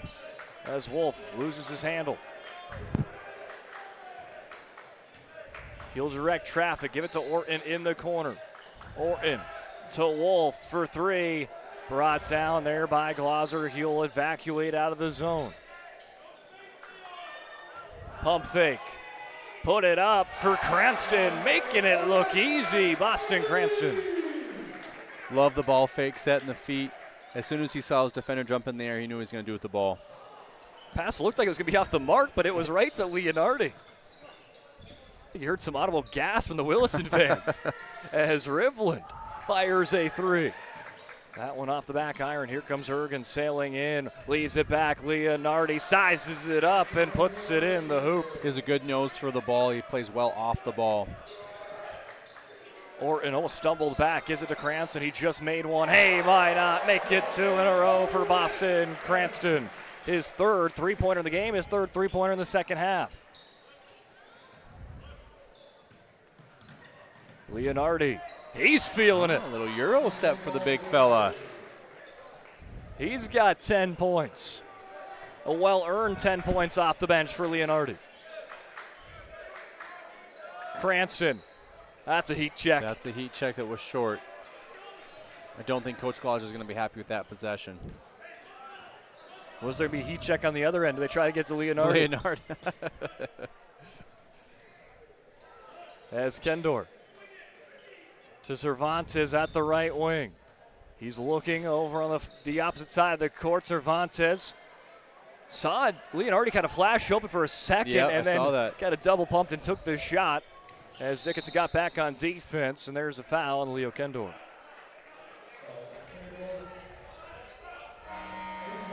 Final Bismarck High picks up a 74-64 win against Mandan. But I think that's is going to be telling there of how this WDA tournament's going to go. You're right, Brock. Because Bismarck's the 2, and I think Mandan's the 6. So very well could be a first-round matchup. Yep. Right around that range, and it was looked like a really close game, at least score-wise, as Cranston hard off the glass, brought down by Rath.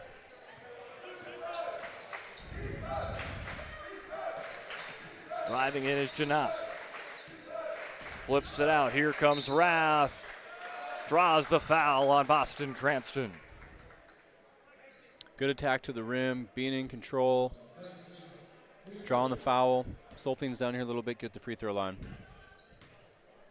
As Noah Rath, has that one bounce off the rim twice and out of play.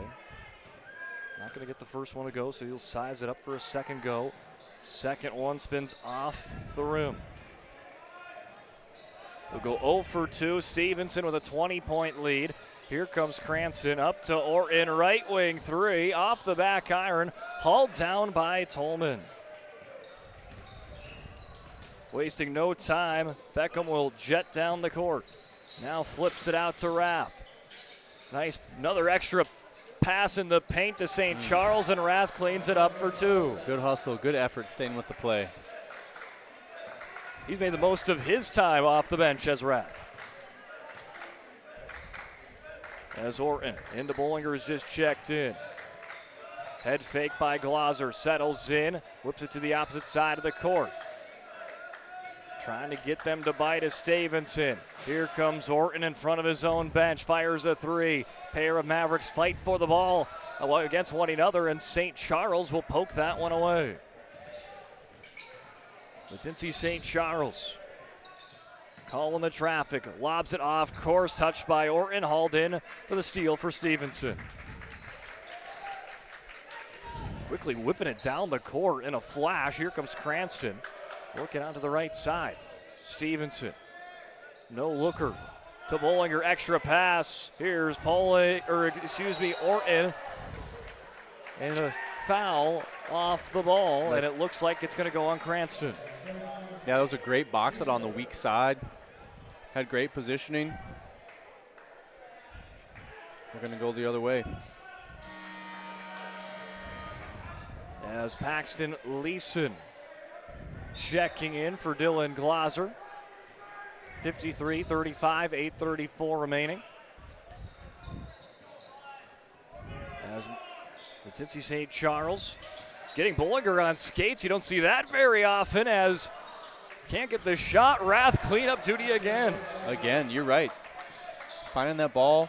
You know, sometimes some players need to play every shot is going to be a pass to myself. Every rebound is going to be a pass to myself, and that's how he's treating it. Cranston down low to Leeson. Extra pass to Bollinger at the right wing. He starts to drive. Again, Orton fires it this time. Gets it to go. He was looking for it. After 3 3-pointers last night, Tristan Orton gets his first tonight. Helps him go up 56-37. That's good for him to see that ball go on the hoop. As Tolman. Back pedal. Into the corner to Ergens. Ergens goes to work, baseline, pass touched away by Leeson. Janot was almost kind of caught there with Leeson kind of having his leg. Somehow spins away for it and fired the 3. And now on the other way, it's Stevenson, blocked away by Rath. Noah Rath, have yourself a second half. He's going to try to go coast to coast, and he does. You know, he's just playing free. He's just playing relaxed. He doesn't care what the score is right now. And there he cuts off the pass. Yep. He said, "Coach, I'm tired. Give me a blow." And he's got a season high 8 points tonight. Well earned for him. Good for him. Exactly what Coach McLaughlin wants to see, that effort, that intensity off the bench. Making the most of every time your number's called, and that's what he's done tonight. As Leeson tried to work it to Wolf, that's swatted away. Bollinger, right place, right time. Stevenson back to Bollinger. Thought about the 3. Cervantes, good closeout defense. 7 minutes remaining. Stevenson shaking, baking, finding a lane. Lays it in for 2. You know, I think that's the biggest, I've seen the biggest improvement in his game is his handles and getting to the rim and finishing.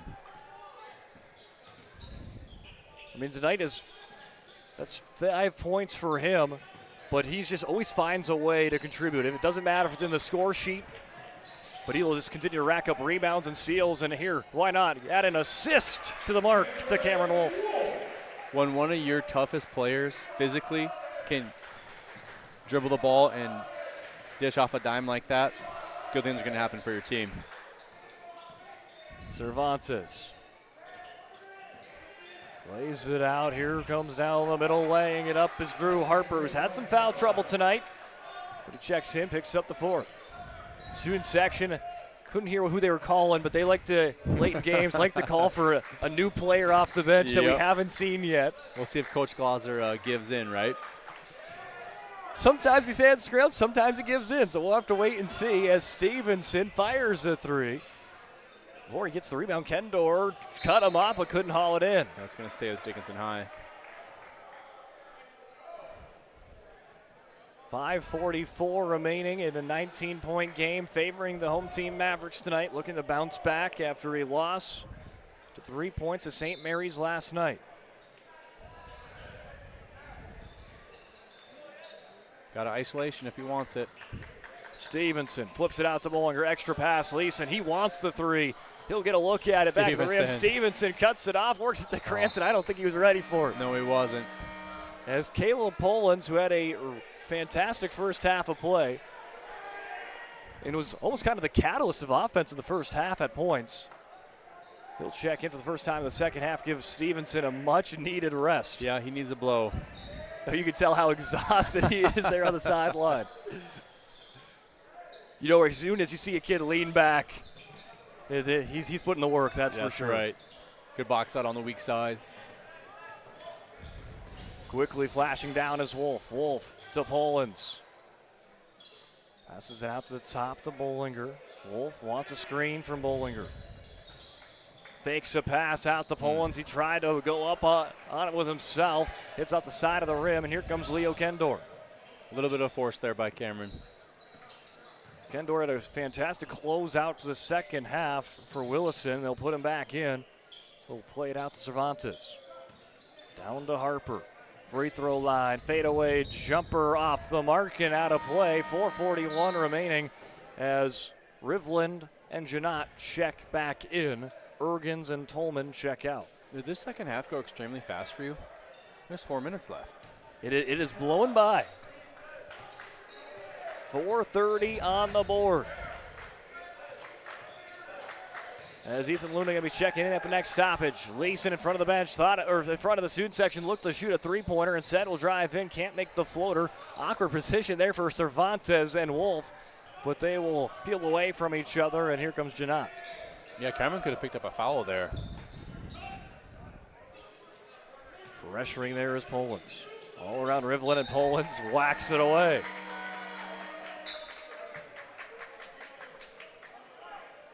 As Ethan Luna will give Boston Cranston a breather. Not sure if that'll be the last time we see him tonight or not, but if it is, he'll 18 points right now. You know, he got Dickinson going on that first 3-point. Get into Leonardi, and he continues to add to a stellar day in the paint. He's getting close to his season high. It's kind of you get a season high, you get a season high type of day. It has been that night. Oh, good look. Ethan Luna, left wing 3, connects for Ethan Luna. It's really big for these role players, Brock, to be hitting these shots, because down the road, these kids coming off the bench, they're going to have to hit shots like that. As St. Charles finds a crack and the defense takes advantage. I mean, big shot there for Ethan Luna. I mean, he missed a part of the season with an injury. Good to see him back in. As here comes Caleb Polans, finding a gap, fires his shot, hauled down both hands by Rath.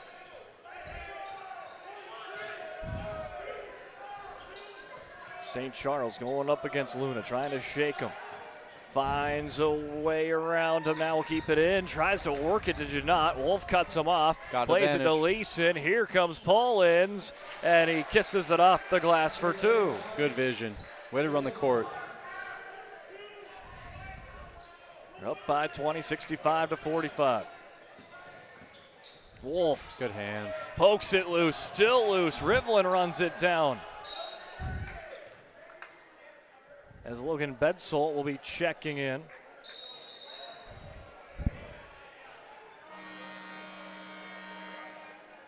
As he'll come in for, well, I'm trying to see who he's coming in for. Yeah. Because Bollinger and Leeson were going to the sideline, but Leeson going to hit the brakes there. He'll just get a sip of water. As Bedsole checks in. Cameron Wolf, the lone starter on the court for Dickinson. As Rivlin makes his first point on the night. Usually he's one of their top scorers on the night, but Dickinson really holding him in check. 11 points per game score as he'll go 1 for 2 at the line. Leonardi forcing some havoc there, but Dickinson comes away with it. Leeson doing jumping jacks on the other end. Even the student section was trying to notify him. There he is. There he found him. Leeson still finds a way to get open seconds after, and he buries the three. You know, shooters like that, Brock, can just stretch the court, and it's tough to defend. And these minutes are valuable for these kids, for Dickinson High. St. Charles attacks. Here comes Cameron Wolf. He's got Pollins with them, and he'll just peel back. Nice pine to Luna for 2. Ethan Luna, he's got a season-high 6 points off the bench tonight. As they will check in Jesse Hammond for the first time. You know, I think that's Cameron's, when he's at his best, is his passing and his vision. It's fun to see that. I mean, he can put up points as good as anybody, Correct. but him and Nate Stevenson are those type of players that can just influence the game in different ways. They don't need to be in the score column. You're Obviously, right. it helps if they are, but right. I mean, they affect it with rebounds, steals, and passing. Off the back of the rim. Picked up by Ergens. Ergens with a $136 on the board. Here comes Rath on a career night for him. Skips off the rim. Pollins felt some pressure. He'll dance around, buy some time. Luna kicks it in to Bedsole. Corner 3. Logan Bedsole with the 3 ball. A lot of smiles on Dickinson High's bench right now. Logan Bedsole nails the 3. That's his second three-pointer of the year. He's a fan favorite with the student section. I was gonna say we got a fan favorite. You know what it tells me though? He must be a really, really good teammate. You know? Yep. And you can tell by the support he has for the coaches over there and all the players on the bench. I mean, you saw Caleb Pollins on the court with them have the biggest grin ear to ear. Yes. Now stepping into this game and firing a 3. There's Lincoln Giese. Now another new Maverick going to try his hand, and Eli Ash. You get a 3. You get a 3. You get a 3. Noah Rath comes down the side and adds into his already season high. He's got 10 tonight.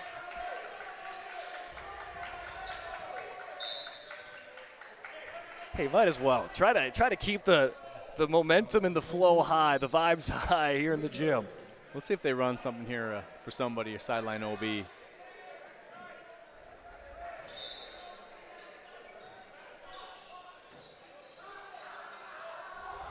As Ethan Luna finds a gap, flips it out. Here's a 3-pointer off the mark. Lincoln Giese with the attempt. 73-48, 20 seconds on the board. As they will slow things up on the court. Lay it down low, quick pass out. Looking out to Tolman. Nice little head fake for Geraldes, who just checked in. Rath at the buzzer. Hey, why not? To give him a dozen on the night.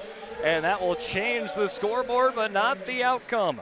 As Dickinson picks up the win, 73-50, as we head in to the post-game show brought to you by Charbonneau Car Center.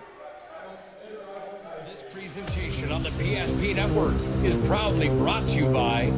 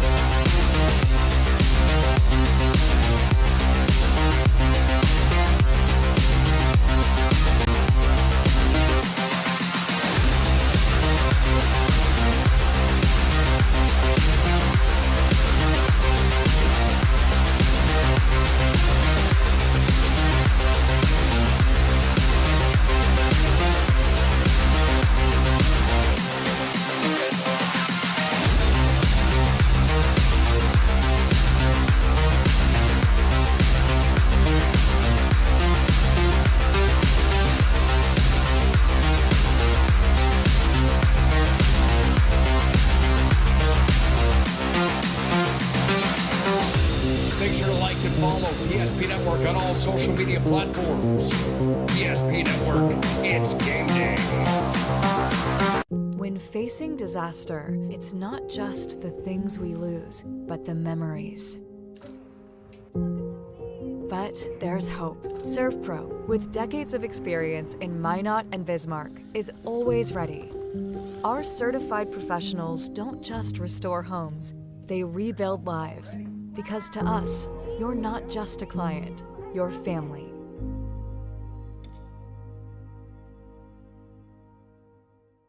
Our stylists are trained to understand the nuances of cutting men's hair. Less pomp, more adore, huh, Brittany? Square face wavy hair.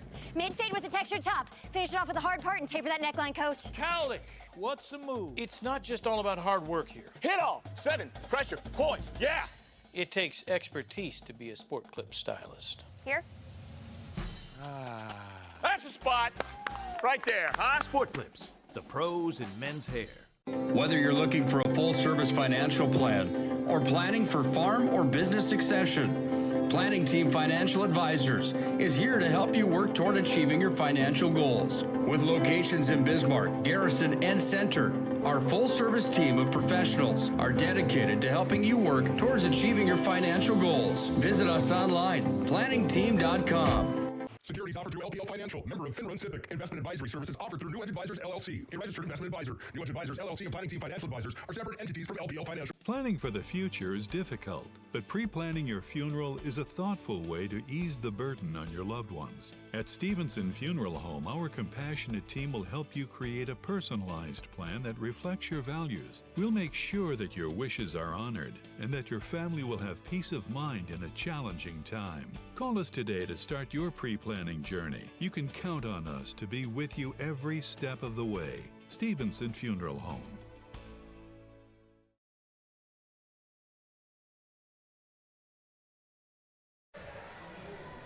Welcome into the post-game show brought to you by Charbonneau Car Center and our camera operator, Zach Sprague, making some guys happy down there. Oh, the smiles down there, Brock. Love it.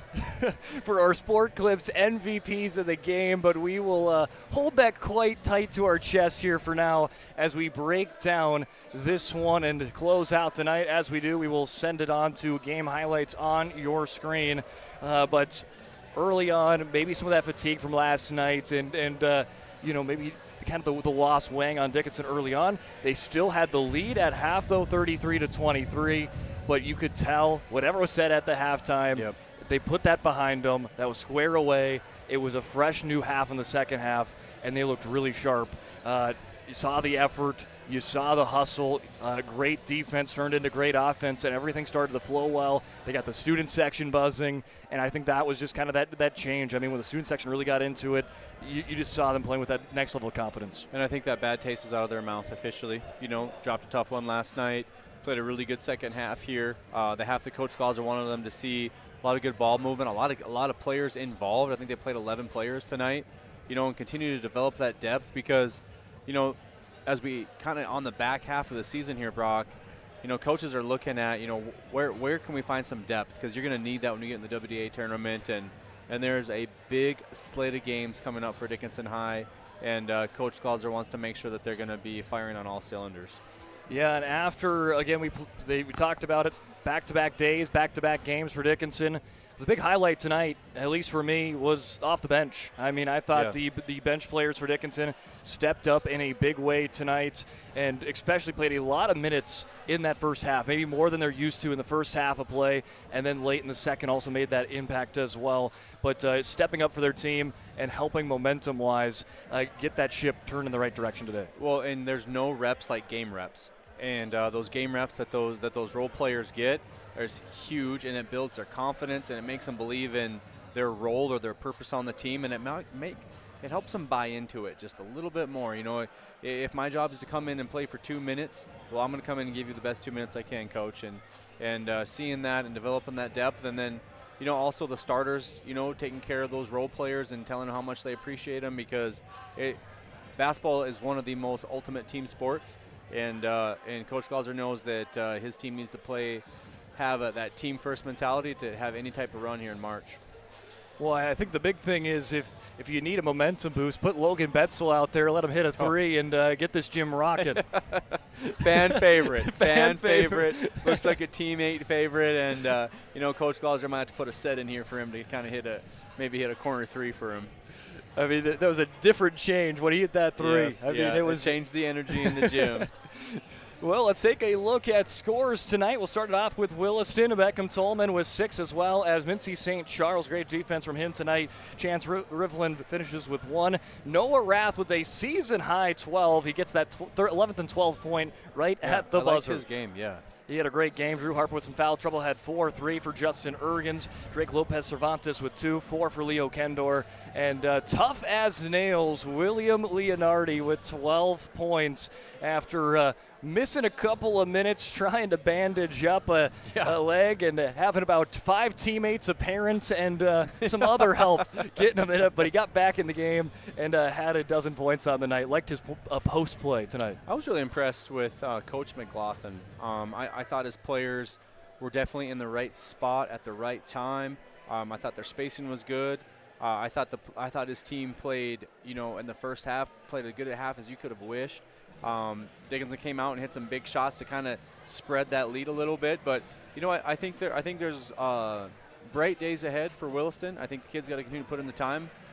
Just hang in there. And my advice to Williston is never lose the locker room. And what I mean by that is continue to have guys fighting for each other. Don't worry about what your win and loss record is, and have guys that are coming in ready to compete and get better. And don't worry about winning or losing games. And just continue to build in the season and end it at a high note the best way you can. Well, I know we talked about the bench for Dickinson, but you could talk about the bench for Williston, too. They played a lot of guys, too. You're right. I mean, at halftime, their top 3 point scorers were all off the bench, and, right. And their top 2 close it out with Leonardi and Rath came off the bench tonight. So I like kind of those guys that are ready to play right when their number was called. And now we'll move on over to Dickinson. 73 points on the board in the 73-50 win. In double digits tonight, Jordan Daychild with 10, Dylan Glauser picking up 11, and Boston Cranston with 18. Then Nate Stevenson with 5. Tristan Orton picked up a 3-pointer. So did Paxton Leeson. 5 for Cameron Wolf. 4 for Logan Betzel. And our Sport Clips MVPs tonight. And as I mentioned, it's MVPs tonight. We've got 2 of them, and they both came off the bench tonight. They both pick up season highs tonight. It's going to Ethan Luna and Caleb Polans. Ethan Luna picking up 6 points on the night. Caleb Polans with 8. Just great efforts for both those two. I really liked the play there from Polans in that first half. I thought he really brought great energy when he checked in, and same thing there for Luna. They came to play. What I loved the most about it was the smiles on their face when they got handed the piece of paper that they're going to be the Sports Clip MVPs of the game, and that just goes to show you, Brock, like what we're doing here at PSP is highlighting these student athletes, and shout out to Nick Holberg and everything that he does, and I think it just shows like how these kids and fans appreciate it, and we're here to highlight what these kids do on the court. I wish we could have kept a camera, because I'm not sure if our cameraman dictated where the picture was going to be taken, or if that was Caleb Polans.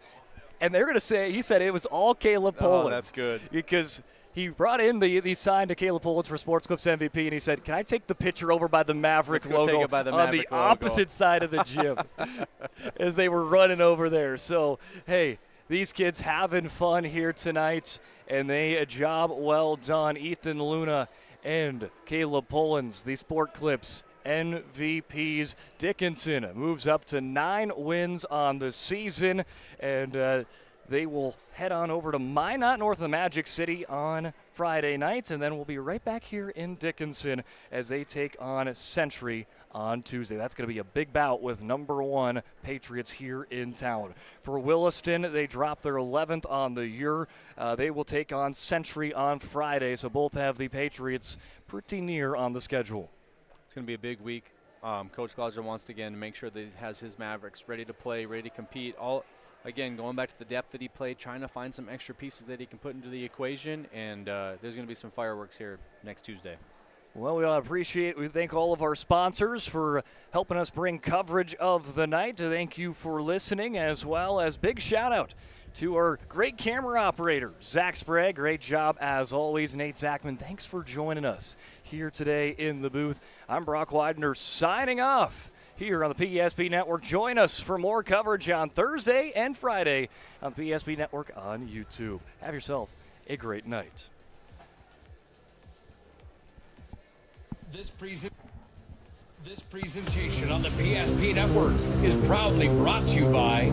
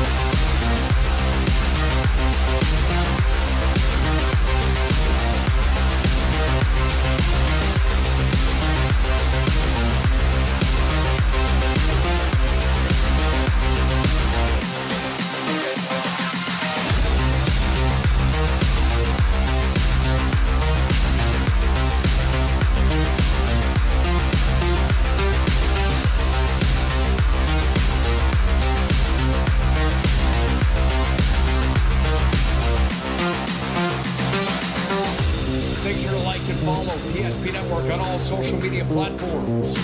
PSP Network, it's game day.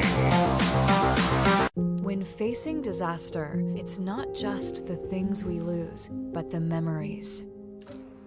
But there's hope. ServPro, with decades of experience in Minot and Bismarck, is always ready. Our certified professionals don't just restore homes, they rebuild lives. Because to us, you're not just a client, you're family.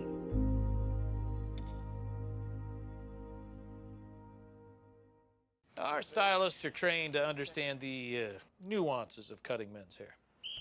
Less pomp, more adore. Huh, Brittany? Square face, wavy hair. Mid-fade with a textured top. Finish it off with a hard part and taper that neckline, coach. Cowlick, what's the move? It's not just all about hard work here. Hit all. 7. Pressure. Point. Yeah. It takes expertise to be a sport clip stylist. Here? That's a spot. Right there, huh? Sport Clips, the pros in men's hair.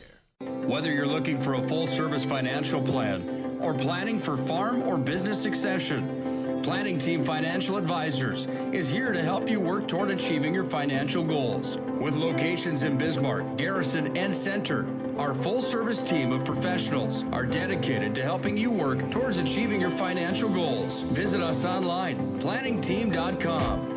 Securities offered through LPL Financial, member of FinRun Civic. Investment advisory services offered through New Edge Advisors, LLC, a registered investment advisor. New Edge Advisors, LLC, and Planning Team Financial Advisors are separate entities from LPL Financial. Planning for the future is difficult, but pre-planning your funeral is a thoughtful way to ease the burden on your loved ones. At Stevenson Funeral Home, our compassionate team will help you create a personalized plan that reflects your values. We'll make sure that your wishes are honored and that your family will have peace of mind in a challenging time. Call us today to start your pre-planning journey. You can count on us to be with you every step of the way. Stevenson Funeral Home.